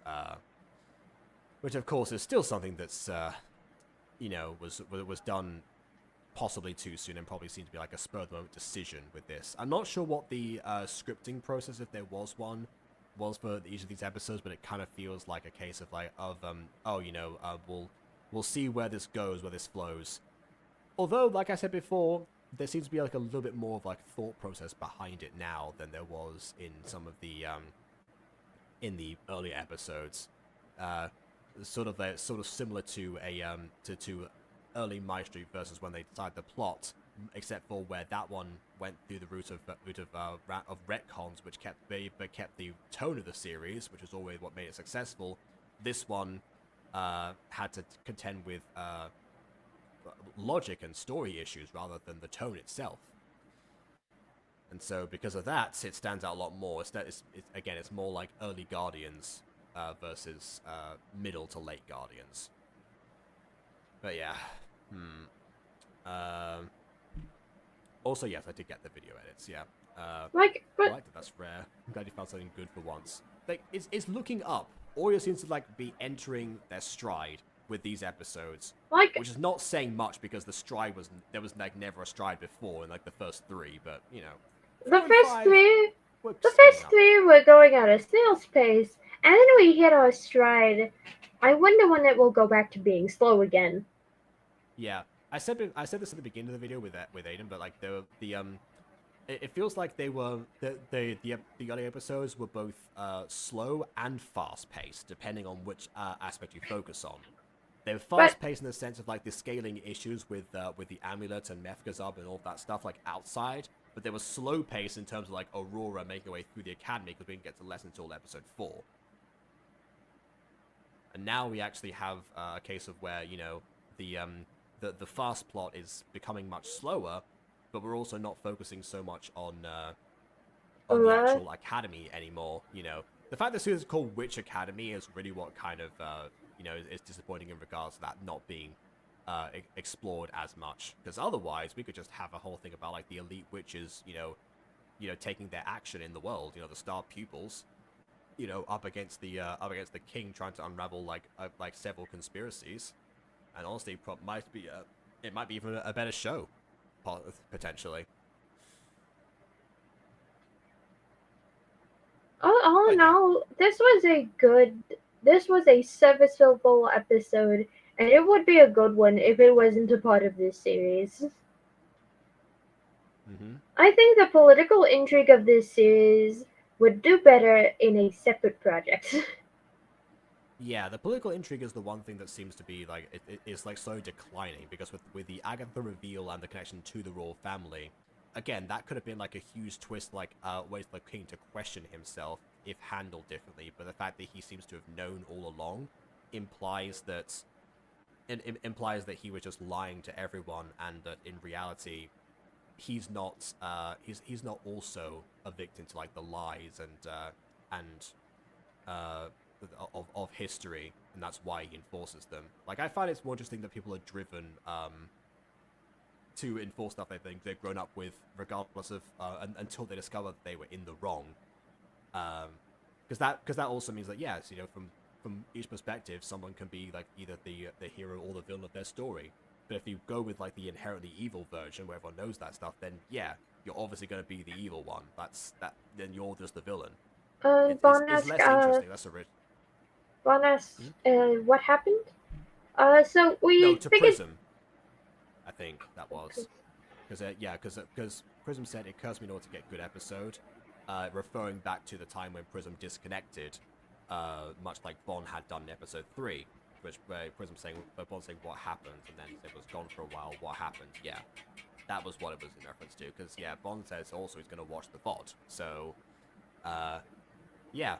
There will be parts that will still make you question things, Bond, but there'll be parts that, yeah, you'll probably find some actual investment in. There you go.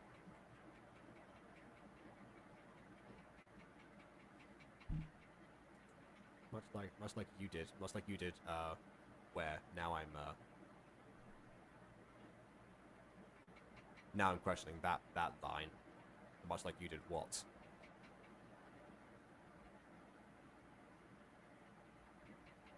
I don't know. Well, I guess I didn't think I would, My Witch Academy or Witch Academy? Oh, are you, saying which one do we prefer? Well, based on this episode, I think Witch Academy, for now at least. Bear in mind we've watched one episode of My Witch Academy, so it's not quite a fair comparison yet.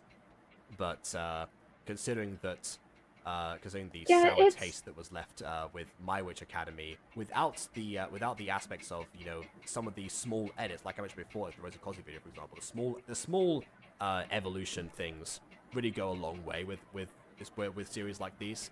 This, and also like the actual designs. Like, as much as Aiden criticizes like, some of the outfits in this, and rightfully so, they do connote a different time period, and actually take advantage of some aspects of like the Gacha character like dress up section that rarely ever get to be used because people focus on the modern stuff a lot of the time. Like, I think Yeah. I think Witch Academy definitely like takes the cake of the Witch Academy series so far, except for Alpha Witch. Yeah. I still think Alpha Witch is kind of the best written, even though there's only like 2 episodes out. Yeah. Because what I will say about Witch Academy is that our main character is very boring. Meanwhile, in Alpha Witch Academy, the main character we have there seems to have much more complexity to her. Mm-hmm. Like, I will say, I do hate when protagonists are good at everything, because it just ruins the tension of the school sections. Absolutely. There is no tension. Yeah, like having them be good at like one aspect of something, and that, you know, in contrast to some others, that's realistic. Yeah, of course, but yeah, every single thing, no, not so much. Again, Harry Potter, for example, his greatest skill was flying, not so much every other subject, except Defense Against the Dark Arts. But again, he has strengths and weaknesses. For example, and Erica has yet to find most of her strengths, so that's the other aspect too. But yeah, you got to give them something to overcome. That's the thing. And yeah, sure, Aurora has like the lingering fear of being found, and she to overcome like being like separated from like her culture for years and playing catch up with that. But the problem is, she's too good at playing catch up because she feels like she's already caught up in a sense. So She does feel overly caught up. She's good at everything. yeah. Using a protag improve. On the character's big. Oh wait, no, never mind. Different thing. Saying no. What do you mean no? What are you saying no to now? Oh, you deleted it, so okay, never mind. Oh, I'm skipping around a lot to talk about something else.